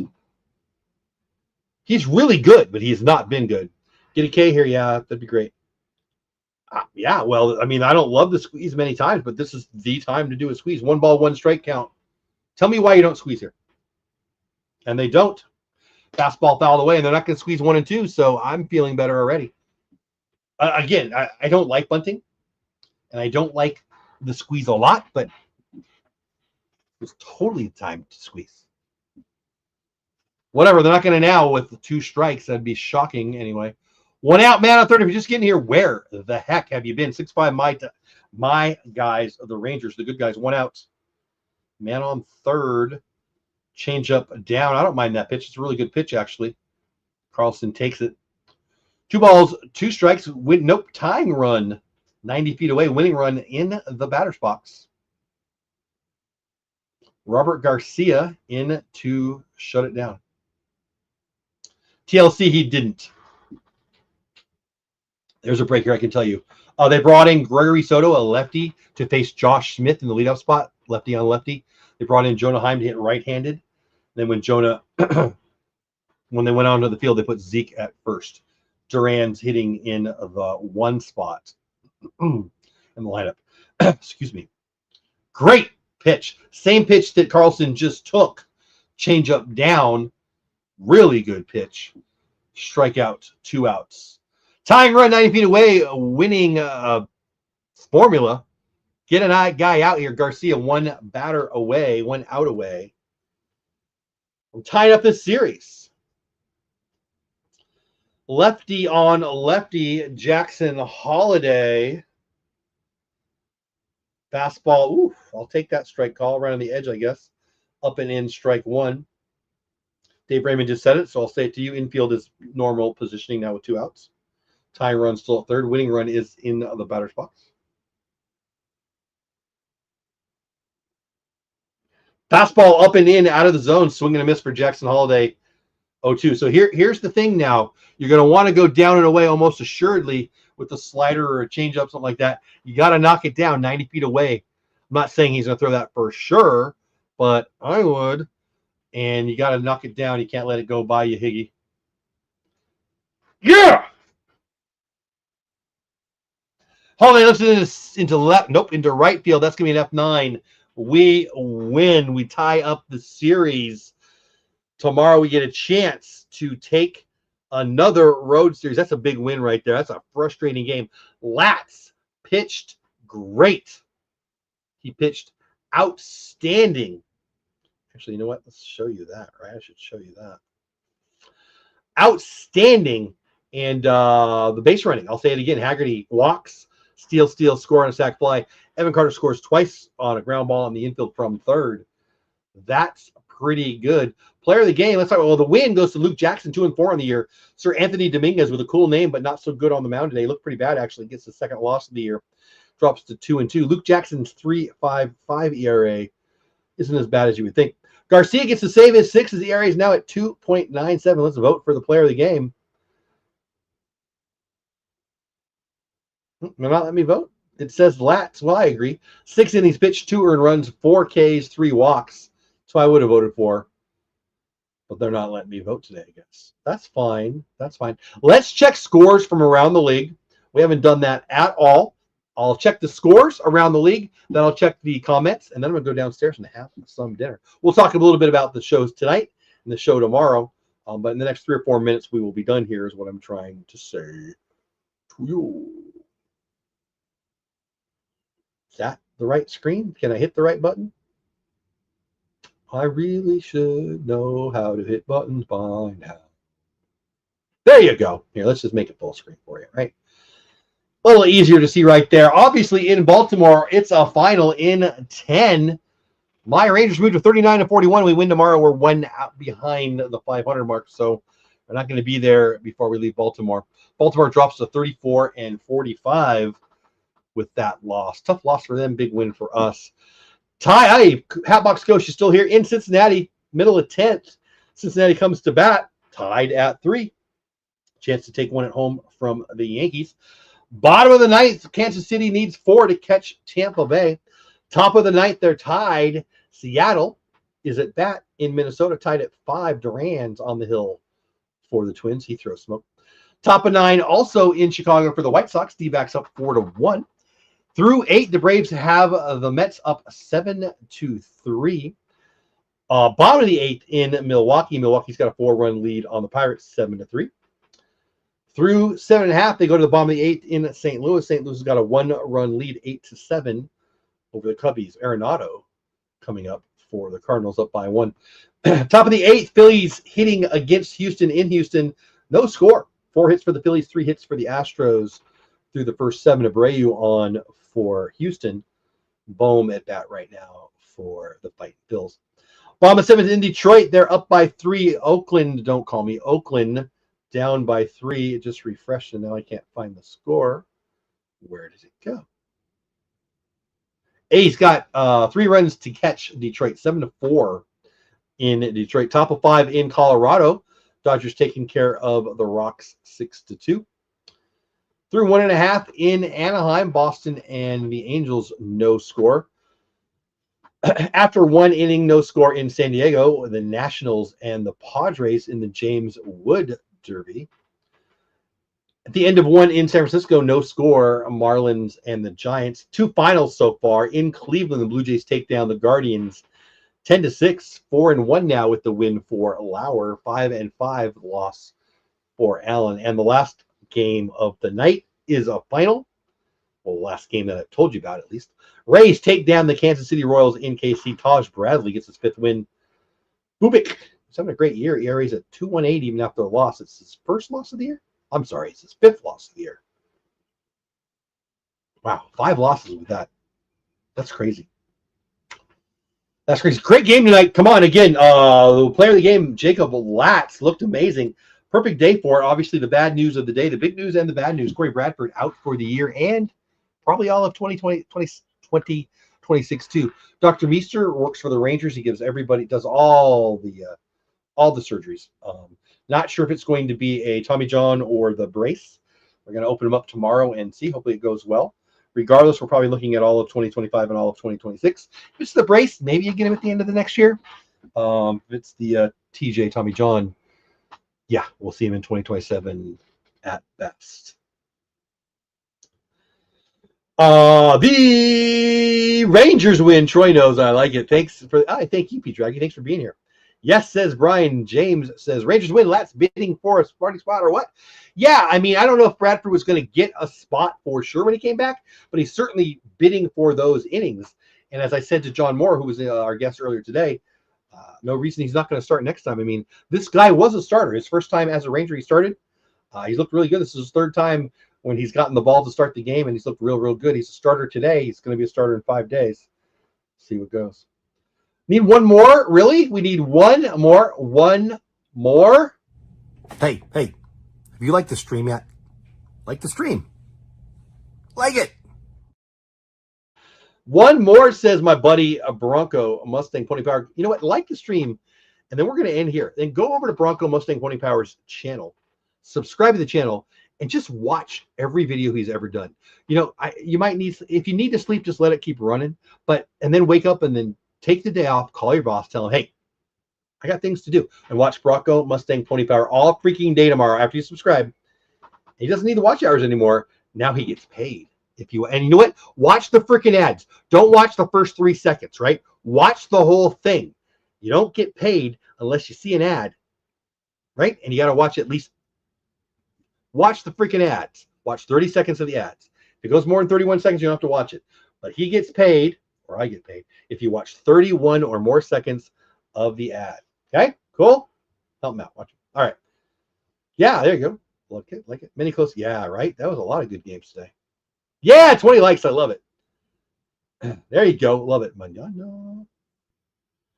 Yes, they do. Yes, they do. Yes, they do. Guys, I had fun. I hope you had fun. Special love and thanks to our friend, John Moore, DLLS podcast, Rangers podcast, I should say, at Recliner Nerd. Hope you enjoyed that. I'm going to try to cut that up. I've got 3 whole shows now to cut up for using Opus Clip. You should use it if you're a content creator. Bronco Mustang Pony Power. They'll be watching a long time too. Pony. Yeah. Well, good. You know what you do when you're at night? You go to sleep. You just let the dang thing run. Doesn't hurt nobody. He gets paid. Help a man out. Congrats, buddy. I've been there. I've been there twice, and that's a big deal. Well earned. And I'm glad to know you when it happened. That's cool that you shared that with me tonight. All right, 90 is still here. I appreciate every single one of you. 10 is still here. I appreciate every single one of you. Whether you watch this on Twitter, whether you watch it on Dole Data, or you watch right here on the Texas Rangers Clubhouse, I appreciate you. I mean it. Tomorrow we'll be live, unless life doesn't allow. 5:30 starts Central Time, 6:30 starts Eastern Time. Yeah, it didn't feel right, but yeah, that's right. One more chat. See you later. See you later. Good luck. I hope your Reds take down the Yankees, my friend. A lot of guys from the Dole Dad channel coming over today. We had Brian, we had Hatbox, we had Walt, Mouse Talk. It's good to see everybody. Probably missing somebody, but whatever. I appreciate y'all. We're done. You don't have to go, but you can't stay here. Have fun storming the castle. I'll see you tomorrow night, same time, same channels. How about that win? Latz, Haggerty, Carter. Love you guys. Love you too for being here. But you got to go now. See ya. Thanks for hanging out with me tonight. I hope you had a good time, whether we won or we lost. I guarantee I had a good time because you were here. I appreciate you being part of our Clubhouse crew, whether you're on my YouTube channel at Texas Clubhouse or over on my Twitch, also at Texas Clubhouse, whether you watch on X at Jeff Bates on X, wherever, you're the best because you're here. You stayed all the way to the end. It means a lot. I'm going to drop my link tree right here so you can check me out other places. Listen, it just means a lot that you spend a little bit of your evening or your daytime with me here, watching a little baseball, talking a little baseball. I love this. I love building a community. I love watching baseball. I love talking baseball. And I'm just talking to myself if you're not here. So thank you, thank you, thank you. If you want to do anything cool for me, like the stream. Of course, I'd love it if you became a member of the channel and all those things. But the most important thing is you were here. I hope you come back again. I appreciate you. Have the best day ever. Go Rangers.